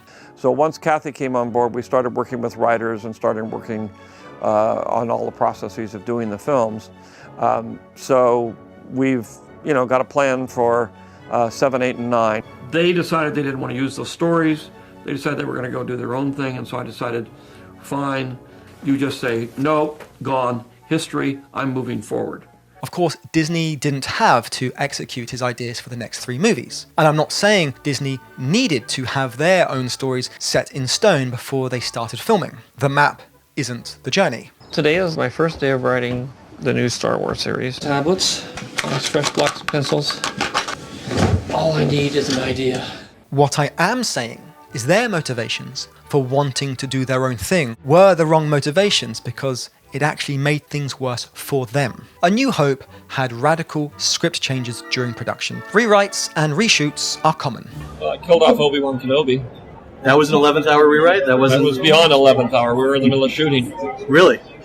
Alec Guinness was not very happy about it. Disney couldn't leave themselves space to adapt the story. Disney can afford to not have production obstacles. Such a safety net means that any story problem can be forced to fit one way or another, or just set aside for another project. Their needs for rewrites and reshoots were different from George Lucas's needs. He said, well, we're thinking about bringing him back because it would be just great to round off those 9 episodes, sort of the way we began. Yoda had a very distinctive way of talking to get people to actually listen, especially 12-year-olds. Every artist would love for things to go smoother, even though we all know that having the perfect conditions loses your best mechanism for stress testing whether an idea is good or not. George Lucas had no plan B when he made A New Hope. There was no guarantee that there'd be other chances. He wasn't even sure the film would get finished. So convinced was he that he'd churned out a steaming turd of a film that he absconded from the premiere to take a vacation in Hawaii with Steven Spielberg.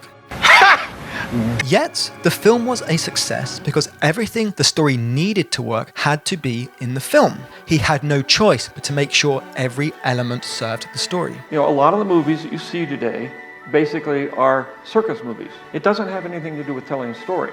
It just has to do with the fact that, gee, let's see how much blood comes out when he splats. Lucas may have had ambitions for more stories, but nothing was concrete. Darth Vader and Anakin Skywalker weren't made the same characters until the development of The Empire Strikes Back. Obi-Wan was killed off because Lucas realized during filming that his mentor character was just standing around at the end with nothing to do. That's why Yoda needed to be created to train Luke in the 3rd film. Vin Diesel! Only during preparation for The Return of the Jedi did Lucas realize that Luke and Leia were actually from Cornwall.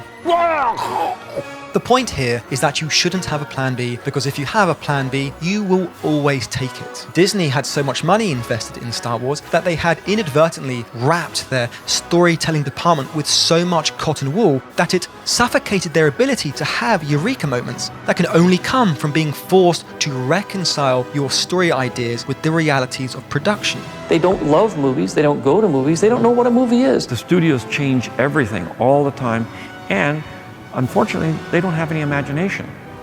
What if big dogs could fly spaceships? George Lucas had the flexibility to kill off Alec Guinness, but Disney had already decided that their new roster of characters were going to feature prominently in 3 movies. George Lucas's dedication to one film with lower expectations granted him a nimbleness to make swift, tough decisions. Disney's bigger, bulkier production meant that turning even 1 degree required as much admin and time as steering an aircraft carrier. It gets worse. As possible as it is to craft a story knowing there will be subsequent installments, you'll have difficulty pulling it off if you've never developed the discipline to treat one story as the absolute priority. I realize that invoking the prequels as an example of how to plan a trilogy is a risky case to make. They are odd films and a chore to get through. They're pretty boring and kind of goofy. Though that does make for an interesting comparison, given that so many of their pitfalls stem from George Lucas giving himself the same safety net that Disney had, though not quite to the same degree. Jar Jar is a key to all this. If we get Jar Jar working, because he's a funnier character than we've ever had in any of the movies before. So I can't say I enjoy the prequels more than the sequels, but I can say they don't annoy or anger me as much. If the prequels are like having the flu on your wedding day, then the sequels are like having food poisoning from both ends during a 12-hour bus ride through Central America. However muddy the plotting is, the key story beats of the prequels work, and the broad structure holds film to film. Each installment has a clear start, middle, and end, while being identifiable chapters of a larger story. The prequels start with a diplomatic crisis, which grows into a civil war and results in a coup d'etat. The original starts with a resistance fighter, whose allegiance is tested and results in converting his enemy to his cause. The first and third steps are inversions of themselves, one black, one white, and the middle step is where the grey plays out. They even work together when you put them side by side to form an even larger coherent story, because now you can see how A New Hope leads on from The Revenge of the Sith. In that sense, you could pick any 3 consecutive films from Lucas's 6 to test how well they fit together as a new self-contained trilogy. Yet, The Force Awakens doesn't contain a through line from the consequences of The Return of the Jedi, so the setting and world building have huge gaps, which means this new trilogy can never organically continue the story or themes. What happened to Darth Vader's grandchildren? Oh, George. This is great. You tell me, man. Even if Disney's sequels had stronger themes and connections between their own films, how the fuck does that continue the story of the previous 6 Star Wars movies? We can agree that Lucas made some bad calls with how all the lore ties up, but Disney just avoided the responsibility as much as it could. Even a chump like me had imagined future Star Wars films following the remnants of the Empire, growing out of the greyness and confusion of the Republic's difficulty in rebuilding during peacetime. That's the logical thing. It's already fertile with so many possible story threads. Plus, the themes are right there to tie back into the previous movies. This was part of George Lucas's ideas for episodes 7, 8, and 9. His ideas focused on the criminal underworld taking advantage of the delicate transition to gain a foothold from where it could spread its influence without the formal, visible structure of a political system like a republic or an empire. Then again, he also said some of his ideas for the sequels focused on like the microscopic organisms who created the Force. Steady on, George. Dogs flying spaceships. Not many more details have been confirmed about the underworld stories, but I'd speculate that the plan was for this trilogy to end with a young republic guaranteeing peace, probably by finalizing trade routes to combat the black market. We all know how much George Lucas loves the secular nature of myth. That way, all the trilogies would unify to create a larger hero's journey. But this is big-brained storyteller stuff, which explains why Disney sidestepped the obvious end goal so that the mainline franchise could continue indefinitely. But the chances of even pulling that off are hindered if you let your heroes win every damn time. The Empire Strikes Back has the villains end on a high, so that the hero's eventual victory during The Return of the Jedi is more triumphant. Likewise, the prequels go from unity to infighting and then betrayal. The melancholic ending of The Revenge of the Sith gives way to the new hope of A New Hope. And remember, The Phantom Menace might end on a happy note for the characters, but we as the audience know that the bad guys had secretly won. But story jerk, I hear you say. Following this logic, a third of the Disney sequels would have had to end on a bad note to maintain this pattern. Why would Disney make a trilogy to continue the canon if the good guys lose at the end? Because when Disney makes their next trilogy, the good guys will win, until they make their third trilogy where the bad guys win, and so on and so on. Disney didn't buy Star Wars to only do 3 mainline films. You will die before Star Wars does. We could go on making Star Wars for the next 100 years.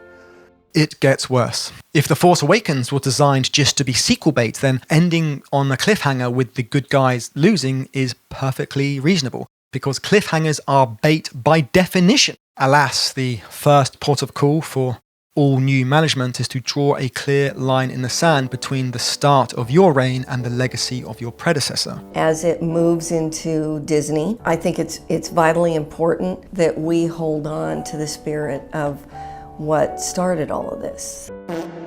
Disney's attempts to give themselves an easy starting point made things much harder for them. Now, the story gap between the sequels and the originals becomes so large that the audience's attention is split between trying to understand what's happening now and what happened before. And we're not talking about some like Lost Episodes B story where the flashback ties into the A story. We're talking about Disney saying, okay, update, the bad guys are back and stronger than ever because we say so. They truly expected the audience to be like, yeah, that's fine. What they needed was a competent introduction which answered the burning questions they had decided should exist. Here's an idea. Maybe they could have had a scroll of text at the start to explain all of this. All they had to do was avoid beginning with the sentence, Luke Skywalker has vanished. Oops. Luke's vanished, huh?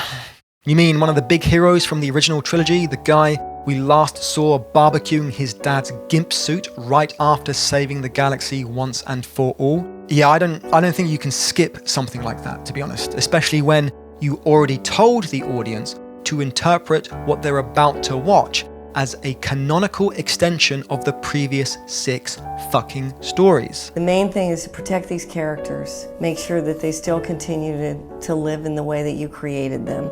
This may very well be the closest a blockbuster franchise has come to that bit in Dallas when What's-Her-Name pulls back the curtain to reveal how the guy wasn't dead because everything had been a dream all along. Storytellers need to commit to their stories, okay? We can't be half and half. There's no point naming them episodes 7, 8, and 9 if you're only going to acknowledge the previous episodes when you need fan service to mitigate your financial risks. It gets worse. Part of storytelling spirit is resisting the futile pursuit of perfection. George Lucas's post-release meddling of the original 3 movies stands as a cultural touchstone of when to just fucking stop. Making Han Solo shoot in retaliation does dampen his character arc, and padding the film with CGI showcases risks destabilizing the story's momentum and taking the audience out of the film. And he says, good, we'll deal with this later, send them in. That should really be good, send them in, we'll deal with this later. That said, some of Lucas's edits weren't so bad. I prefer having the actor appear as the Emperor's hologram in The Empire Strikes Back. Adding sparks to Jango Fett's jetpack does make it clearer why he didn't just fly away.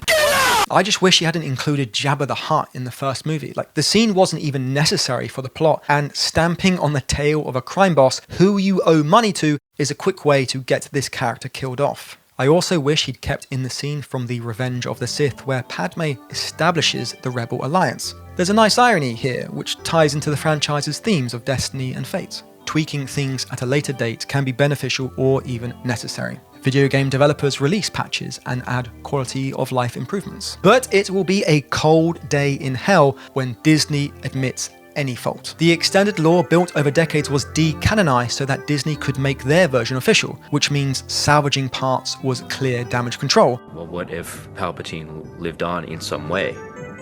Within about 30 seconds of discussing that idea, we just knew that it was the right idea. Sometimes I've wondered if Disney will have the integrity to cordon off their films as some sort of multiverse spin-off, a way to quarantine future projects. Realistically, the best case scenario now would be Disney developing films set between The Return of the Jedi and The Force Awakens so that the current sequels get renumbered and pushed farther back along the catalogue. My point is, admitting fault can be a way to improve your stories. Jar Jar Binks' screen time was heavily scaled back in The Attack of the Clones and The Revenge of the Sith, with his own real plot relevance being when someone in the Senate needed to suggest giving Palpatine emergency powers. Lucas threw Binks under the bus so that the fans' hatred for this clown could be redirected to serve a plot point. Had Lucas been more protective of Binks, he might have kept his record clean instead of making him the galaxy's Hindenburg. Compare that to Disney's handling of Rose Tico. In general, audiences don't like it when storytellers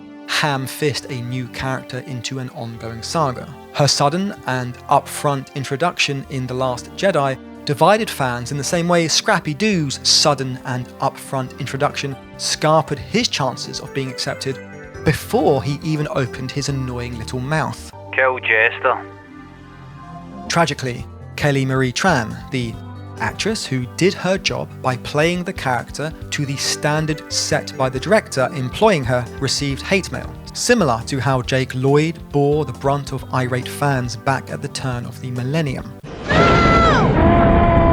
In response, Disney scaled back Rose's screen time and plot relevance in the follow-up movie. We think hitting the cannons might ignite the main reactor. Cutting her out entirely would have been admitting too much of a defeat and a capitulation to the more unsavory criticisms leveled at Rose Tico. My point is that accepting failure with grace is part of the storytelling experience because you can grow from it. George Lucas still retains his stick-it-to-the-man outlook. Sure, he doesn't dress like an artist who adorns himself in red carpet pick-me bullshit. Day to day, this kooky billionaire looks and acts like a homely woodworking teacher. The kind of teacher who you probably thought was such a square at first. There may be some ghetto in this one. But later came to respect because his indifference to fashion and status is as sincere as his interest in getting his students to achieve high standards in their work and themselves. The kids that are under 40, under 30, all love 1, 2, and 3, including Jar Jar Binks.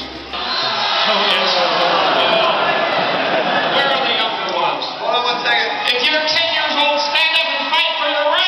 He might disagree profoundly with fans on some things, yet he takes it in a good-humoured, water off a duck's back kind of way. How worried are you that the critics are not going to like this new movie? Oh, I'm not worried at all. They haven't liked any of them, really. And they especially haven't liked the last two. So, well, exactly. Hey, it can't get any worse. It got worse.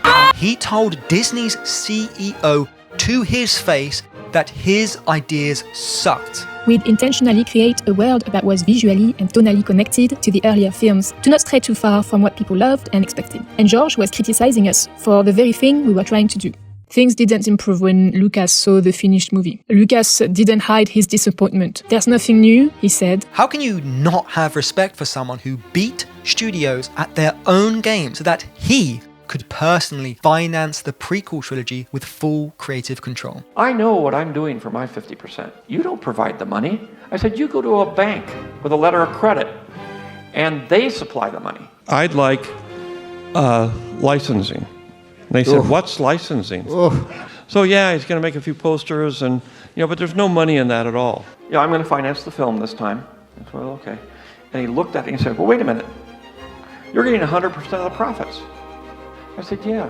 I took everything I made out of Star Wars and invested it in Empire Strikes Back. I took everything that I made in Empire Strikes Back and Star Wars and I put it into Return of the Jedi. When I finished all that, unfortunately, I got a divorce. She edited the first Star Wars. Then one day, she walked out. There was another man, and you didn't know. He was 10 years younger than I was. It's one of those classic divorce situations. It pulverized him. So then it took me 6 years to get back to the point where I was financially even. I'm investing in Disney because that's my retirement fund. The one thing about Star Wars movies, because I was financing them myself, my company depended on it, they're very inexpensive. You're not going to see a Star Wars movie for $150 million. They're some of the most expensive independent movies ever made. Usually they aren't classified as independent because Lucas secured a distribution deal with 20th Century Fox instead of fighting for attention from middling distributors. But that's a technicality, in my view, because it didn't eliminate risk completely. It's not the same safety that a studio has. Disney owns cinema chains and has a viable streaming platform. Disney knows it's up to them whether or not people see their stuff. That degree of comfort breeds complacency. Lucas began filming The Phantom Menace in June 1997, but hadn't finalized a deal with 20th Century Fox until April 1998, almost a year away from its theatrical release of May 1999. The film was only completed in February of that year. He says he won't apply the final stroke until about 2 weeks before the movie opens. This means part of the deadline had been set by an outside party, which is an interesting restriction to give yourself when you have the resources to finish the film whenever you want. No doubt that was a strategic play by Lucas. Having someone on board before you deliver the final product is one less thing to worry about. Usually films of that size are greenlit by studios on condition they hit a predetermined release window. Fans can expect a new feature film, Star Wars Episode 7, in theaters worldwide in 2015. Smaller productions need to be finished in the hope someone on the film festival circuit likes it enough to take a punt. So Lucas making the film as an independent gives him all the creative risk, but relinquishing the possibility to determine the deadline for himself meant reducing his safety net. There's only one other set of conditions that could be as desirable for a visual storyteller. Nobody has 48 scripts written before you're going to start producing something. It's crazy. Recently, information came to light about Star Wars Underworld. At the time, George just said, write them as big as you want, we'll figure it out later. Then he wanted to just take those scripts and he was just going to go shoot them on his dime. I make it, and then I turn around and sell it.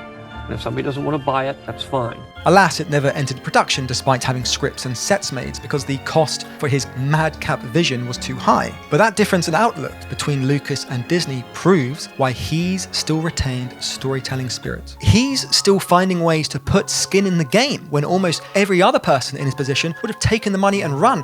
That's what I would have done. Instead, this dude gives himself a 9 to 5 so that he can fund his blockbuster filmmaking hobby. And not even like as a profit-making incentive first and foremost. Like, yeah, of course, LucasArts has overheads and stuff like that, but telling stories is definitely his main objective. I said, man, if we could digitize editing, it would be so much easier. So I developed the Edit Droid, which was later sold to Avid and is now the Avid, and then worked with Steve Jobs on Final Cut Pro and stuff. So I was a very big advocate of that sort of thing. So much so that he almost bet his entire empire for a chance to continue the saga with a project that had no guarantee of exhibition. Disney couldn't even plan a Star Wars film without bringing back the Death Star.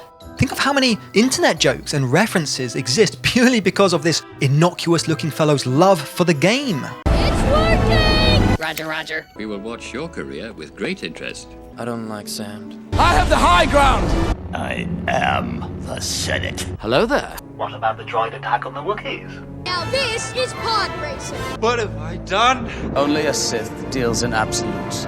Do it. Jar Jar is a key to all this. Again, it's like poetry, so if they rhyme.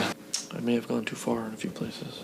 And I want you to get out of this office right now. Ted, I got your voucher. Out! There. I'm sorry about that. I'm so sorry. We'll have him, burned and... I don't even know who that guy is. I can't for the life of me imagine Bob Iger or Kathleen Kennedy making a joke that hadn't already been signed off by a committee. JJ, what does it feel like to be you? Awesome. I can't imagine them ever risking letting their hair down in a public place. If you could be any character in Star Wars, who would you be? I don't know. I like all the characters. Jar Jar Binks. Maybe George is just, being a boomer who's retired, but nonetheless, he never hesitates to tell people what he thinks. These are my kids. All those Star Wars films? All the Star Wars films. And you sold them? I sold them to the white slavers and... Okay, but... Steady on, George. Leaving room to adapt, understanding the difference between standing your ground and admitting mistakes, accepting failure with grace, and staying true to principles even at the cost of vulnerability. There's only one part left that makes storytelling spirit, and that's knowing when to quit. Despite some initial meddling, Lucas has mostly moved on from Star Wars, though time will tell if his consulting role is a vanity title or an emergency hotline. What happened to Darth Vader's grandchildren? You tell me, man. As great as it is to get a fat payday, walking away from your life's work is never easy. Letting go is realizing you were the one holding on. So it will be a while until Disney realizes their inability to breathe new life into Star Wars is because of the prison they've built for themselves. Look at Rogue One. This spin-off was Disney's first chance to demonstrate what they could do without the burden of carrying the mainline story. They could have done to Star Wars what Joker and the Batman did for DC, but they dropped the ball. And you know this because when you ask people what they liked about Rogue One, they always say the scene at the end when Darth Vader goes schizo. It seems to me that the penultimate scene was supposed to be the real ending, or at least should have been the real ending. Our heroes were going to perish in the bright light of an atomic blast, having successfully accomplished their mission of transmitting the Death Star plans to the rebels. Ending a film with a fade to white is rare anyway, so making this bleak reality read as a joyful moment is a delightful contradiction, and it's certainly a ballsy thing to do in an established IP with a family audience. Unfortunately, such a bold ending was decided to be too much for a Star Wars film. They had already opened the film without the iconic Star Wars scroll. Were they really going to end without the iconic Looney Tunes zoom out and cut to John Williams' score? A different director came on board for the reshoots, including the last-minute inclusion of Darth Vader's massacre and Leia's cameo. Likely Disney got cold feet when they started to realize that, Rogue One ties into the mainline story, so maybe this one needs to be safer. Maybe their next spin-off would be a better arena to let go of tradition.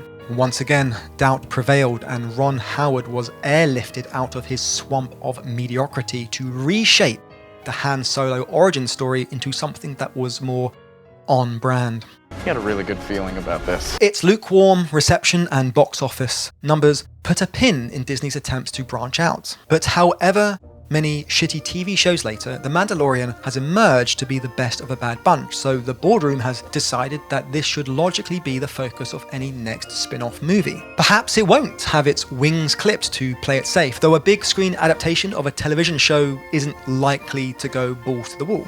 lest we forget, Disney bought Star Wars so they had a popular aesthetic to give future sci-fi projects more chance of success at the box office. Whether it's animation, 3D, or a brand new IP, Disney has never had much success with sci-fi. Their wheelhouse is fantasy and family drama. Their best sci-fi in terms of box office and quality, I think, was Honey, I Shrunk the Kids. Science fiction movies always do well in the first weekend. Because they're all the fans and everything, they'll do it well.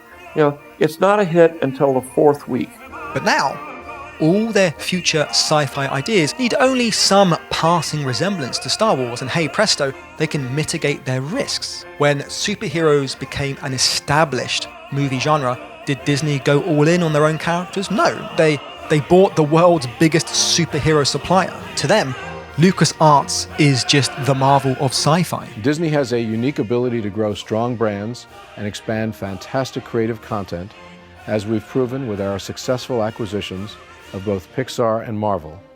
And the addition of Lucasfilm will further our growth strategy and create even more opportunity for Disney to drive significant long-term value for our shareholders. I don't understand what this thing is about big dogs flying spaceships around. It doesn't make any sense to me. Are you sure this is going to work? Maybe the Mandalorian movie will go so well that Disney pursues this era of the Star Wars timeline as the setting for future mainline films. Maybe then Disney will pretend the sequels never happened instead of formally denouncing them.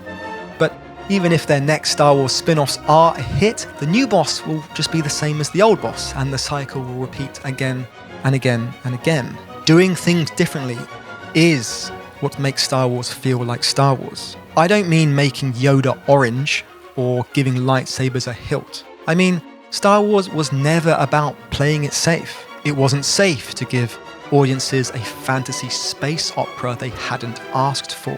It wasn't safe to fund a trilogy of fantasy space operas with action figures and lunch boxes. It wasn't safe to invest that fortune into developing your fantasy space opera across multimedia. It wasn't safe to use those revenue streams to develop and research special effects the industry hadn't asked for. It wasn't safe to make prequels for your fantasy space opera using unprecedented technology. It wasn't safe to rethink your fantasy space opera's lore and logic.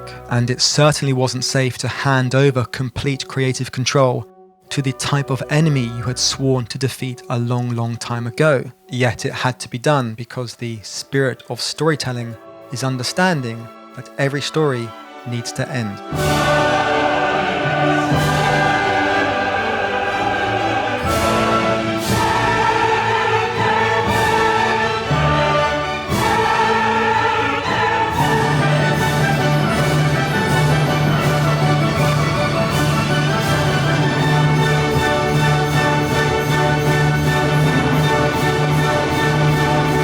It'll be hell until I get back, and when I get back, it'll be worse.